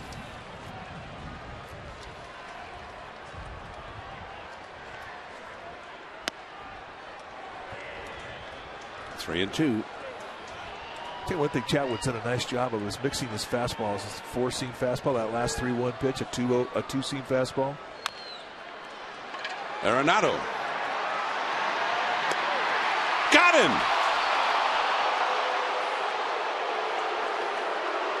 Scutaro, a little slow getting up after that headfirst dive. Well, Alfonso Marquez, the first base umpire. And I think he got the call right by about the length of a finger. Watch the exchange, how quickly he gets this up into the throwing position. If he touches that bag with his right hand, might have been different, but he didn't touch with the right hand. He touched with the left hand. A lot of people think, and I think it's an instinct for a lot of players, that if you make the dive, you get there more quickly. But a lot of people think it's just the opposite. Run through the bag is the way they teach it in the minor leagues. 1-1 the count to Pablo. But I think you're absolutely right. If that right hand had been the one to the bag, he would have beaten that throw. Whether he still would have been called out or not, we don't know. But I think he would have beaten it if that was there, but not on the bag. He also might have jammed his thumb or might have hurt himself.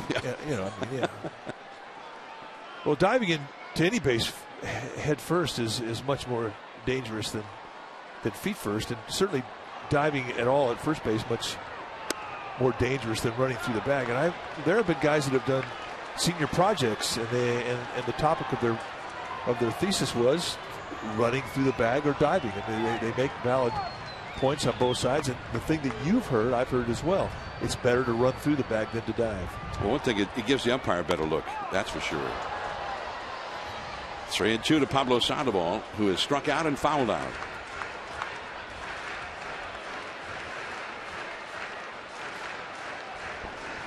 Pablo hitting .303, .340 on base average.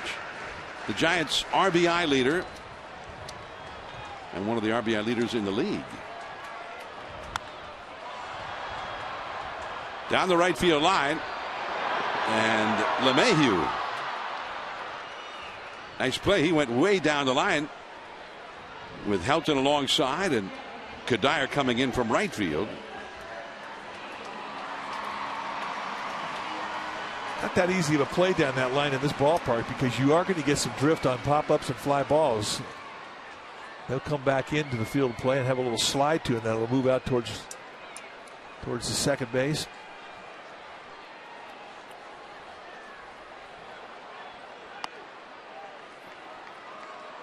One ball and no strikes to Buster Posey. Twice Buster's hit a ground ball to short. The last time he really hit the ball sharply, but right to Tulowitzki. Chatwood, 2-0.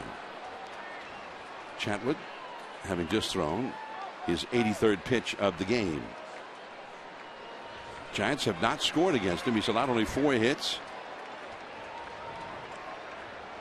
No walks.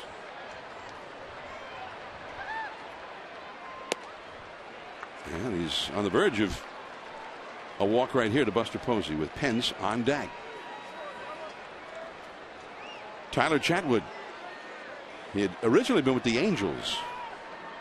Traded to Colorado. That's a strike. And last year, he really struggled. He made some relief pitches in 12 starts and had a 5.43 ERA. Off the inside, and that's his first walk.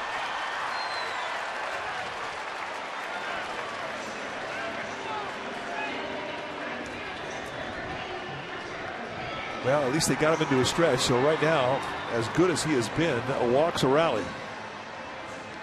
And down 4-0. An opportunity here for Hunter Pence. They got Chatwood from the Angels before last year in a trade that sent catcher Chris Iannetta to the Angels. Here's Pence. Flied out to the wide open spaces in right center as last time, and he fouls this one back out of play. He hit the ball well twice. He just hit it out into Death Valley his last time up. Fowler had plenty of room to go get it, and then he hit one very hard. He scalded one, but right to the second baseman LeMahieu his first time. Swung the bat well against Chatwood and got nothing for it. That slider to third. Arenado. LeMahieu at second gets the put out on Buster Posey. Pence hits into the fourth. We're going to the seventh.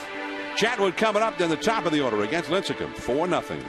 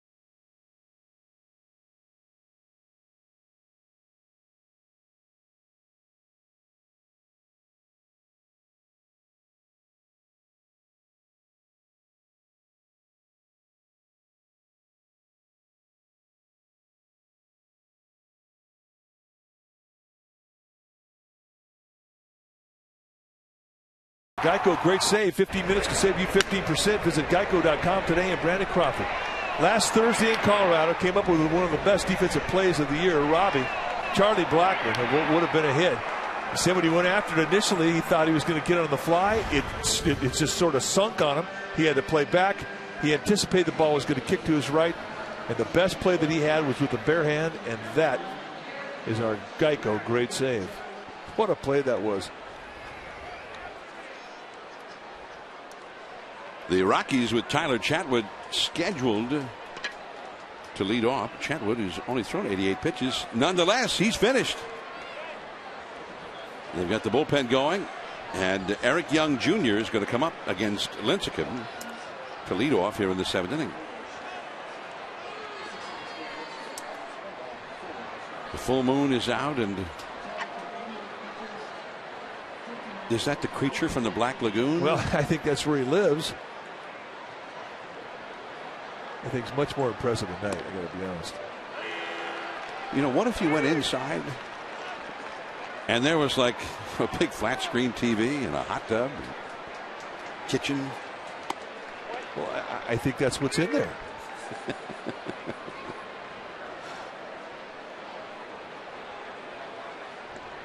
One ball, one strike. I wonder how seaworthy it really is. That's off the left field line. 1 ball, 2 strikes to Eric Young Jr. Well, I just think that the guy had a ball building it. I think it was designed to go from wherever it came from to here and back. So you think that's one of a kind, that you can't just go into a sporting goods store and buy one of those? No.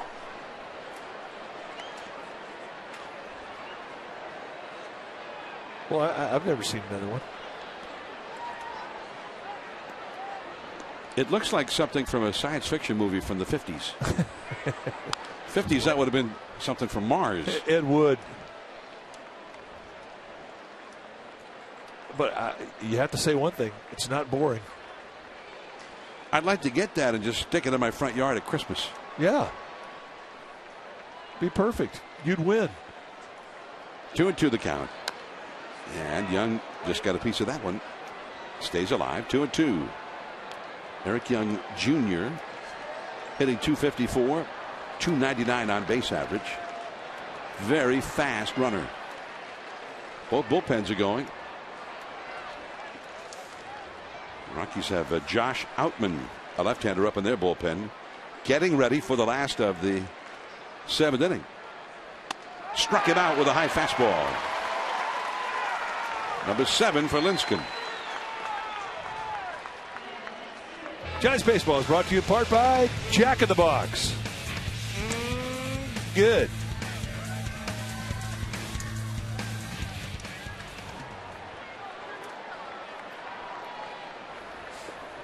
That last fastball has a nice use of elevating the fastball above the hands.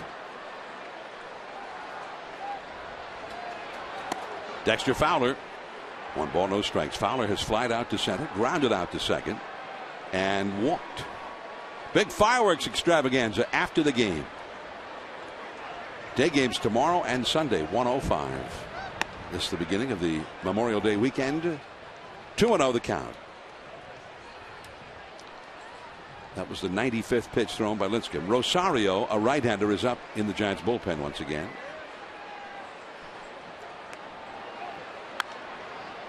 A foul out of play off to the left.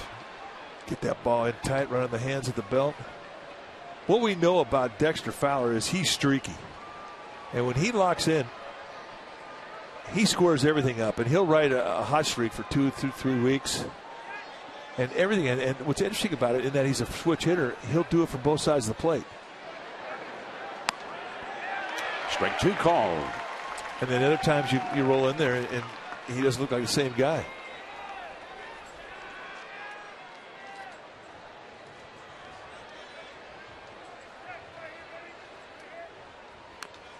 And the changeup, he just got a piece of it.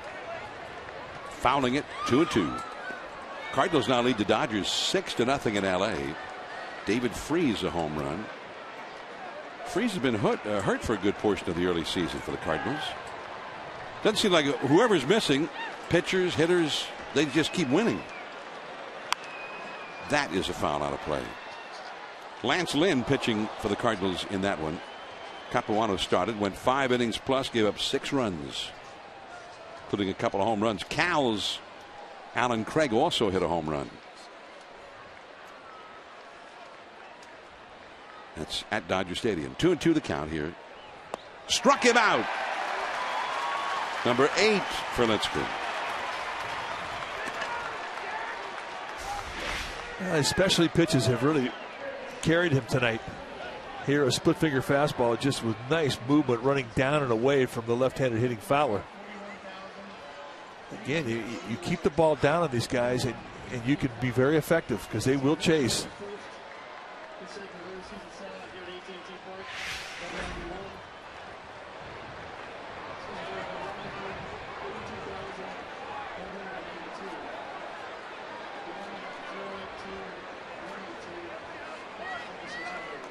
As you saw, 8 strikeouts for Linscomb. Here is Arenado. Little tap. Right back to Linscomb. In the dirt. Wow. So he gave Brandon Belt a little short hop practice over there. Belt looks like he's still good.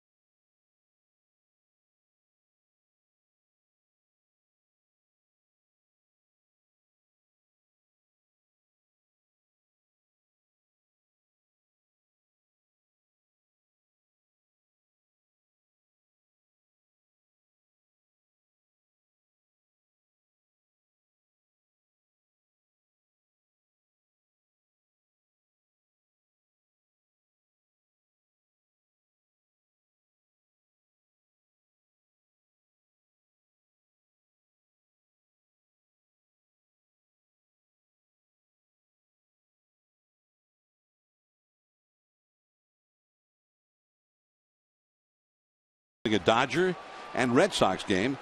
A total value currently over $250, but available to you right now at $198. There are a limited number of stretch packs available. Visit sfgiants.com to purchase your stretch pack now.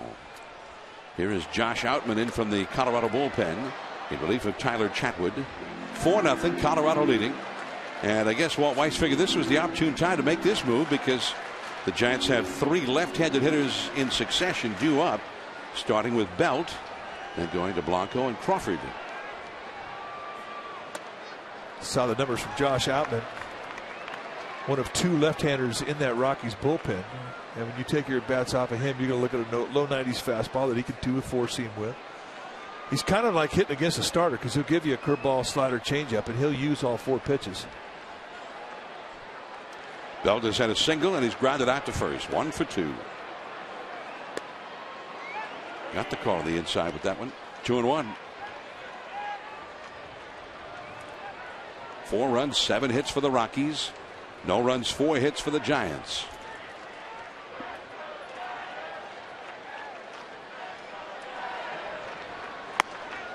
A little high fastball right by him.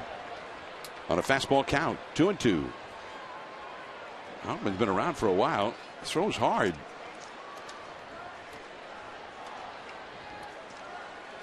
One time he was with the Oakland Athletics. They sent Seth Smith to Oakland to get him. Way outside. That big breaking ball, and the count is 3-2. Outman got up with Oakland back in 08. Both started and relieved with Colorado last year. He's got a hot hand going against the Giants right now anyway. Although some other teams have figured out how to hit him. 3-2. And came right back with that fastball. And the ball's back out of play. 3-2. He went to the A's from the Phillies. He never got to the big leagues with the Phillies, who drafted him back in 05. But when the A's traded Joe Blanton to the Phillies in July of 08, that's how Oakland got Outman. There is LeMahieu, and Belt is out number 1. Well, for comprehensive coverage of everything Orange and Black, check out pregame live and postgame live before and after every Giants telecast on Comcast Sportsnet, authentic Bay Area sports. Josh Outman. He missed all of the 2010 season. He had Tommy John elbow reconstruction surgery. Did Josh Outman. Here's Blanco, who has had an infield single and has struck out. And nice play by Arenado. The jump pivot. Look at that throw. Arenado's putting on a show at third base tonight. I mean, he did the same thing over in Colorado at Coors Field the first time the Giants saw him. He made every play. But in on the grass, going hard to his right, going Derek Jeter with the hops throw, and just a very quick release. And look at the strike. Wow. Derek Jeter, that is a signature play for Derek Jeter from the hole at shortstop. And Arenado made it his own. Here's Brandon Crawford. And the big sweeping curve that dips out of the strike zone as he showed bunt. Lincecum due up next. Brett Pill has come out of the on-deck circle. And the Rockies have a right-hander up in their bullpen, just in case. Crawford again showing bunt, taking a called strike. Just don't bunt it to Arenado. That's my advice to Crawford.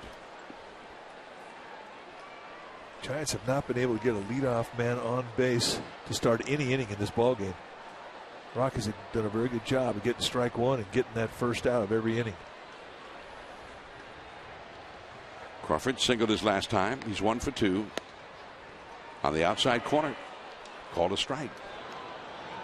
Mijares, the left-hander, and Rosario, the right-hander, talking to Mark Gardner, the Giants bullpen coach. 2 down, nobody on. 4-0, Colorado leading. Caught by Tulowitzki.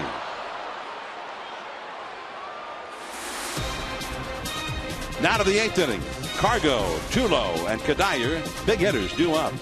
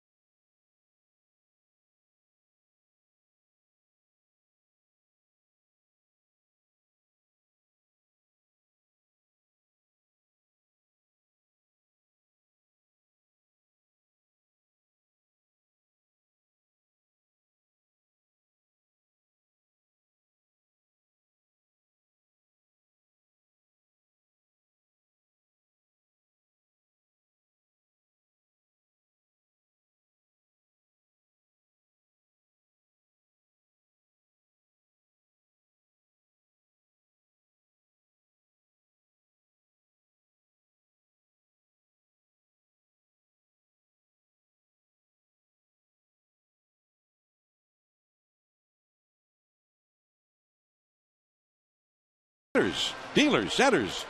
They're everywhere.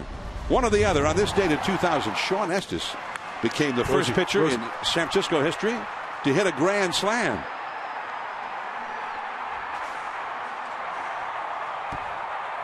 May the 24th, 2000. It was against Mike Johnson of the Les Expos du Montreal, and Barry Bonds said, "Hey, nice going." I bet you never thought you'd ever do that, huh? That was fun. Giants, by the way, won that game 18-0. So I guess he pitched pretty well, too. You give him 18 runs, he's tough. Sandy Rosario making his debut this year. That's what he did in Fresno. I beg your pardon, this is his second appearance. And what we know about this guy is he's got a low three-quarter release, which will give him natural sink. He's got a hard slider and a changeup. When he's right, you're going to see a lot of ground balls.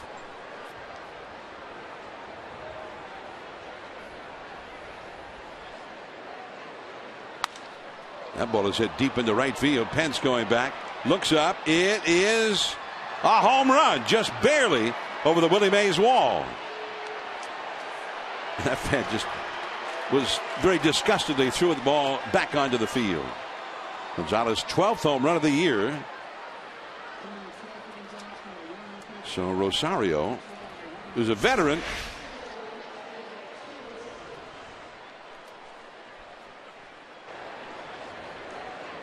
well, you got to pitch up, and I mean, when you're a sinker baller, you're not going to make a lot of impression when you're up around the belt or above. Your movement is down around the knees. By the way, the ground rule, as we see the swing, and this guy's got one of the great swings in the league. Well, and he really wraps that bat around his neck. I mean, a lot of movement, big leg hitch. But I tell you what, he's got TNT in that barrelhead, and he's liable to take you deep, any field, any ballpark. And he is now tied for second in the league in home runs. All right, let's watch the splash camera give us a look at just how far over the fence this thing was. I don't think it was, but it doesn't have to be. It just has to hit the top of that pan right there. Fan caught it. Home run.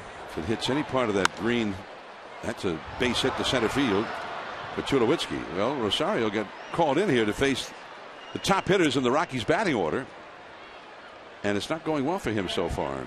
First hit of the game for Tulo. But the ground rule here is if the ball hits any part of that green tin above the Willie Mays wall, then it's a home run. So the fan leaned out, but he was out of play when he touched the ball. Any part of that, the green, almost like an awning at the top of that Levi's landing area there, including the front portion of that green. Remember that? Was it Benji Molina hit one off that? Ball bounced right back.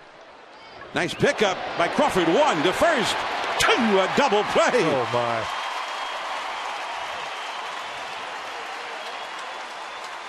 It just seems like every day he does something to impress you. Great quickness in his hands. This ball comes up on him and catches his ball. It's actually behind him. Then just a strike with a flip right to Scudero. And the exchange glove hand to bare hand of the flips is as spectacular as the play itself. And then Scudero completes the pair. It was nice seeing the reaction from Rosario. Here is Todd Helton. One more look. Vassell down with a backhanded flip. They do that all the time during batting practice, just having fun with the backhanded flip. So it's not a true ad lib. They do this type of play a lot,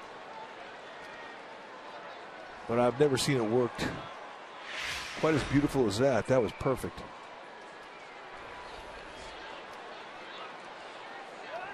Brandon Crawford can do almost anything with the baseball out there. Throw him a ground ball. Here's the pitch now. In on the hands, foul back right toward us. 0-2 the count. But we've seen Crawford do a behind the back wraparound flips and between the legs flips, and he's a magician out there.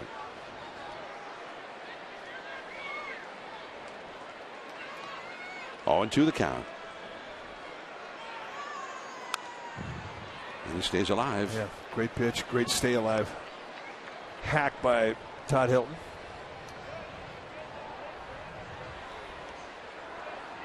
Lincecum went 7 innings, charged with 4 runs on 7 hits. He had 8 strikeouts, 2 walks. Kadire hit a home run against him.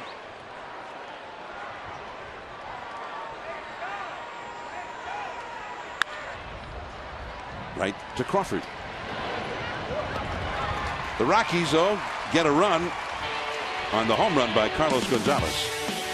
The pinch hitter for Lincecum, then Pagan and Scutaro coming up.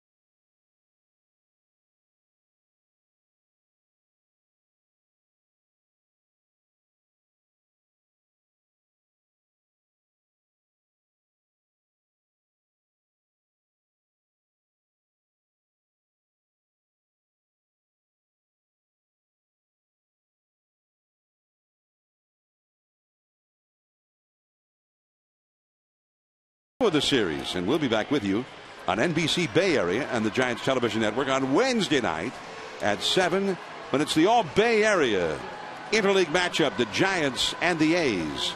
The Bay Bridge series in the Coliseum on Monday and Tuesday, but back here at AT&T Park on NBC Bay Area and the Giants Television Network at 7 on Wednesday.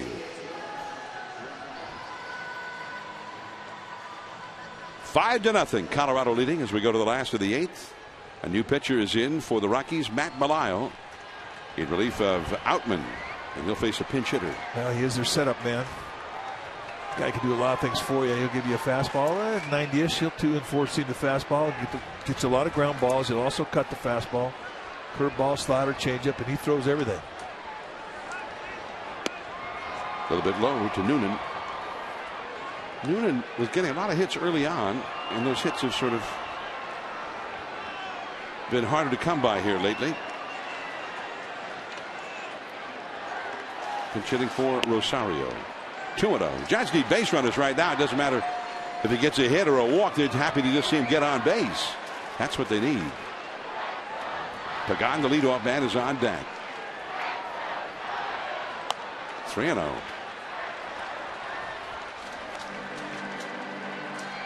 Giants have action in their bullpen once again.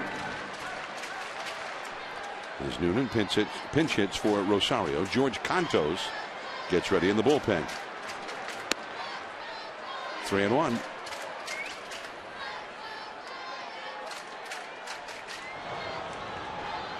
There is Cantos getting ready.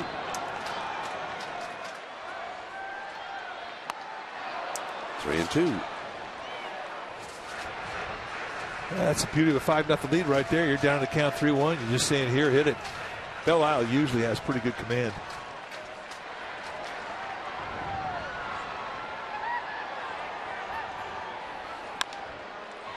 Toward the middle, LeMahieu, and just in time. 1 away. Now Pagan will come up tomorrow. A 105 first pitch. And Sunday, the same story. Tomorrow, the matchup will be Barry Zito for the Giants against young Juan Nicasio. And then Sunday afternoon, Matt Cain goes against John Garland. And the Giants will go on the road, except they'll just stay right at home Sunday night and will drive over to Oakland for a day game on Monday. That's a called strike on the outside. Pagan has struck out looking, singled, and grounded out to short. He's 1 for 3. Giants, who got only 1 run in their previous game, that was against Washington on Wednesday.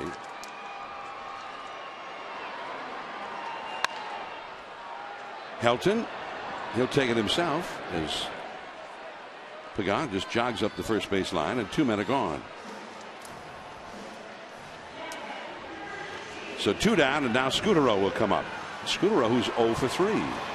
Just lost 2-1 here Wednesday and had only 1 run until the 9th inning on Tuesday. That was the game they tied it in the 9th inning and then won it in the 10th inning on Pablo's home run. Of course, the Giants were shut down the last 2 games at Coors Field last weekend. They lost to Chatwood 10-2, and then Nicasio and the Rockies bullpen shut them out last Sunday in the finale of that series, 5-0. And they're shutting them out again so far tonight here in San Francisco. Right over the outside corner, knee high, strike 1 to Scutaro.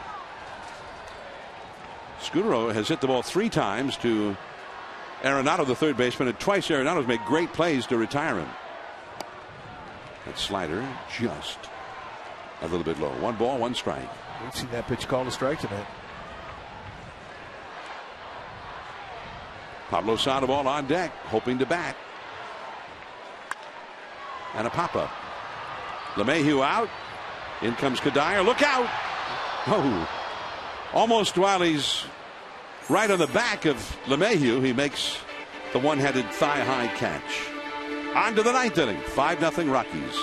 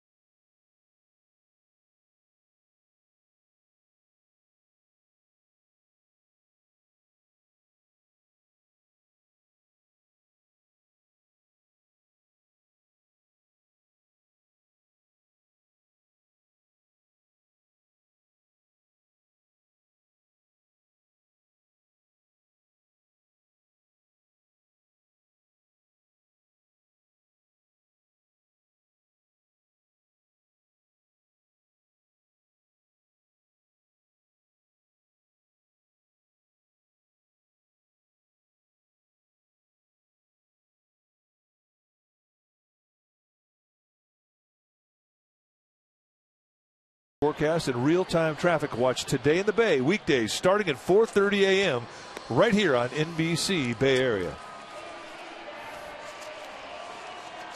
Beautiful look at the light show on the Bay Bridge, the inbound portion to San Francisco from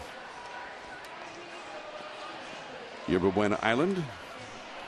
5-0 Colorado leading. The Giants being shut out so far here at home.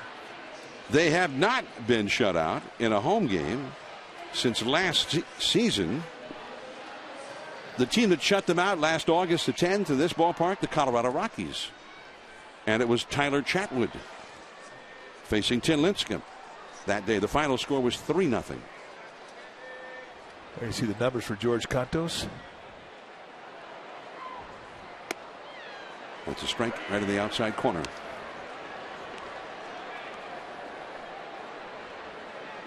Nick Noonan stays in the game. He'll be at second base.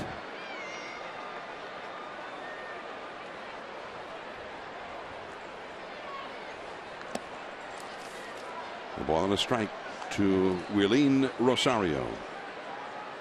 Wilton Lopez, a right-hander, is warming up in the Colorado bullpen now.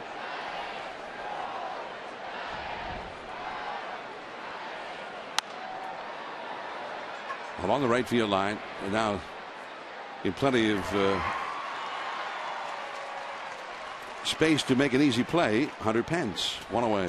Nice fastball from Cantos, right up there at the belt, in tight. Nice second stage hop that jumped in on the hands of Rosario. He's not an easy guy to jam. Good pitch. Rosario 0 for 3 with a walk. Now DJ LeMahieu, who is 1 for 3. He knocked in Colorado's third run of the game with a 2-out single in the 4th inning. 5-0. The Rockies are leading. From the hole, long throw by Crawford. 2 down.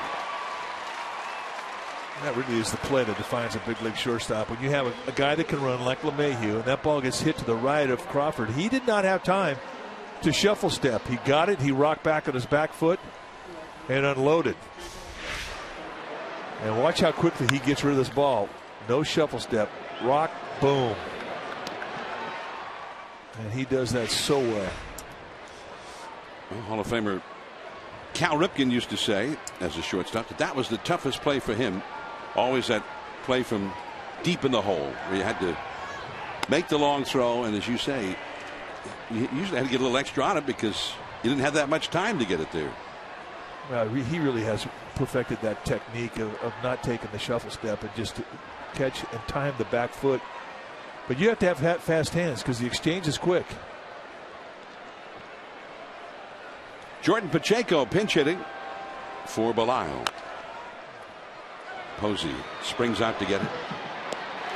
Quick inning there for Cantos. 6 pitches and out. The Giants are down by 5. Wilton Lopez coming in. Pablo, Posey, and Pence coming up. Lopez in.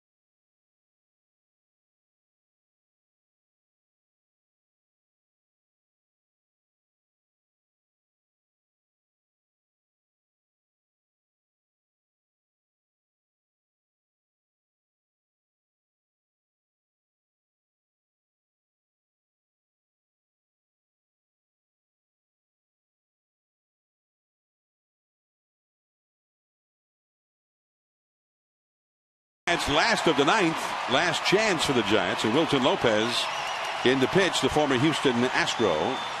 Sandoval to lead off with Posey on deck. Pence due up third. The Giants need base runners, and they need a lot of them. It's not been a very good year for Lopez up till now.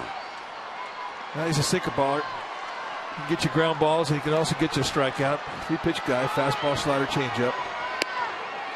He high for a called strike. Pablo 0 for 3. He was a guy that the Rockies really wanted to get. Lopez had a good year last year with the Astros. There's Arenado again. One away. Pretty good arm right there. That is a cannon. He really has had an impressive night with the glove.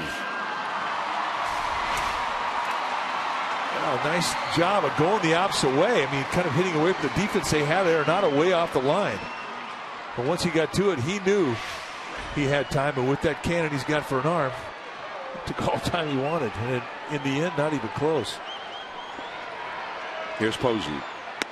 It's a strike. Arenado's got like a shortstop's arm from third base. He throws a lot like the shortstop we just saw here this week, Ian Desmond of Washington. Off the inside with that slider. 1 ball, 1 strike. Posey's 0 for 2 with a walk. That play was pretty good play by Arenado. Maybe his 5th best play of the night, 4th best. 1 and 2. Yeah, I'd say 4th. I'm going with that.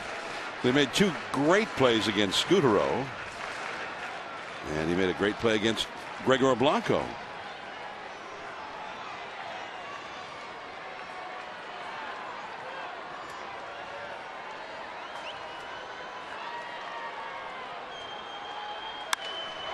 Base hit to center.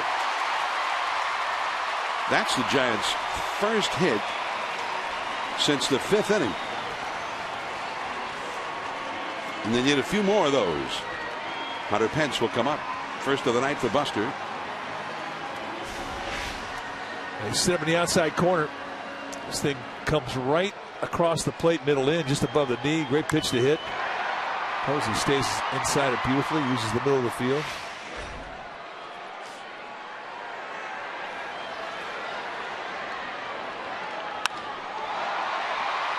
Going back, Fowler now squares up. Got a low slider, and that was all hands on that swing. 2 down.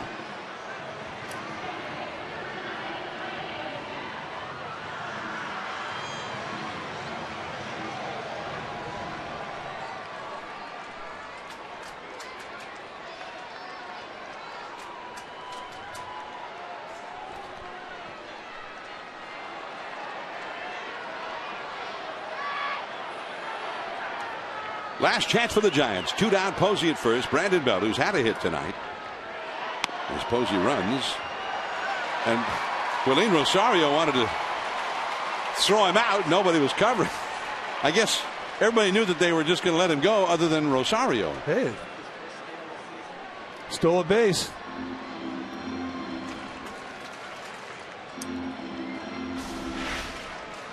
Rosario comes up ready to rip. Nobody's covering.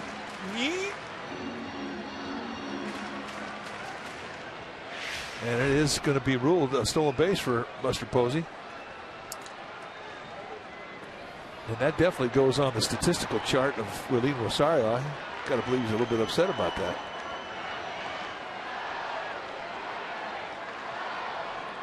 One and 0 to Belt.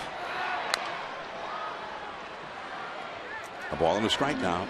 Rockies jumped ahead with 2 runs in the first inning.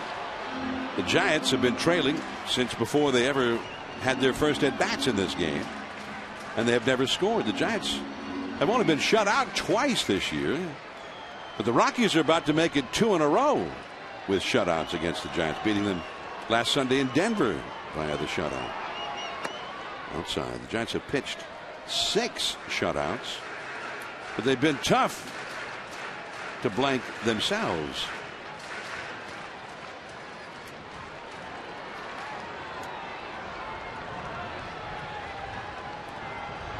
Base hit, come in a run here. Posey at second. Blanco on deck, would be next. The changeup. That's a good one.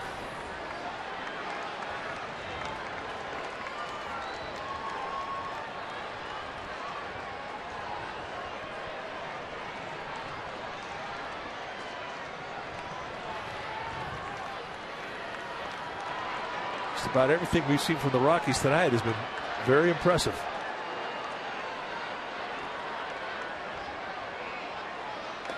Another changeup blocked by Rosario. 3-2. Cardinals lead the Dodgers 7-0. Last of the 7th in LA. Arizona beat the Padres 5-2 with a 5-run 7th-inning rally. Second straight win for Brandon McCarthy.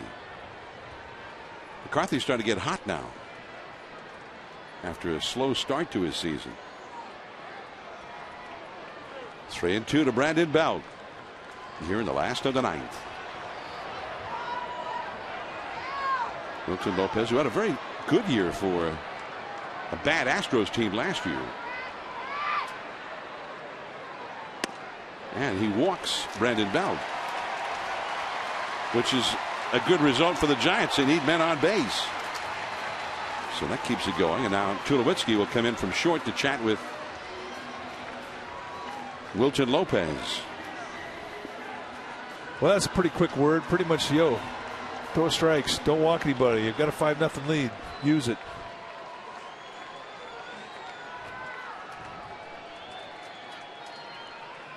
And Jim Wright, the pitching coach, is probably going to come out and say the same thing.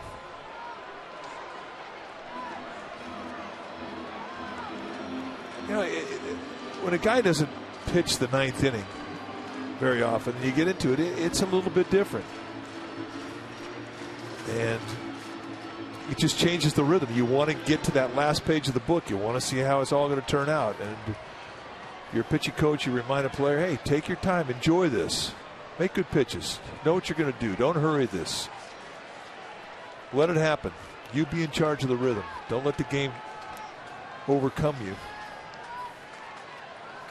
And that's why the 9th inning can be a little weird. The Rockies' regular 9th inning closer, and the game's a little bit tighter than this one, gets up in the bullpen now.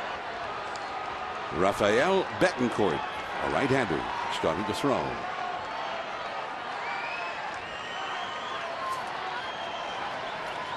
Blanco 1 for 3 in the game. Sinker low. 1 ball, no strikes. Well, the very fact the Giants got Betancourt up is good. Now you want to get him in the game. There was a question about whether Betancourt would be able to pitch tonight. Nope. Almost looked like Barrett's right arm started to go.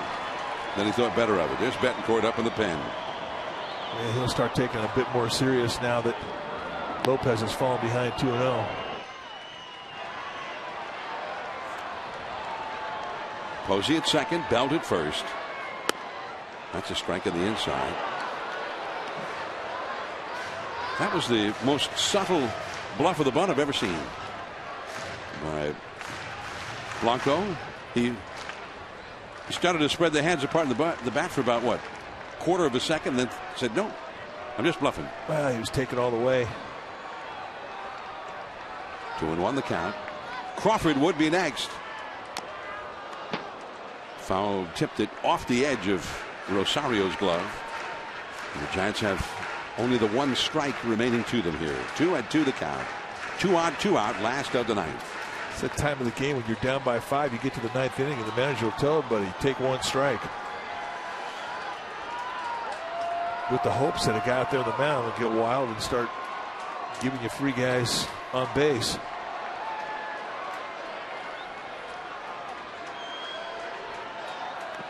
And he got him chasing a changeup in the dirt, and Rosario throws him out to end the game.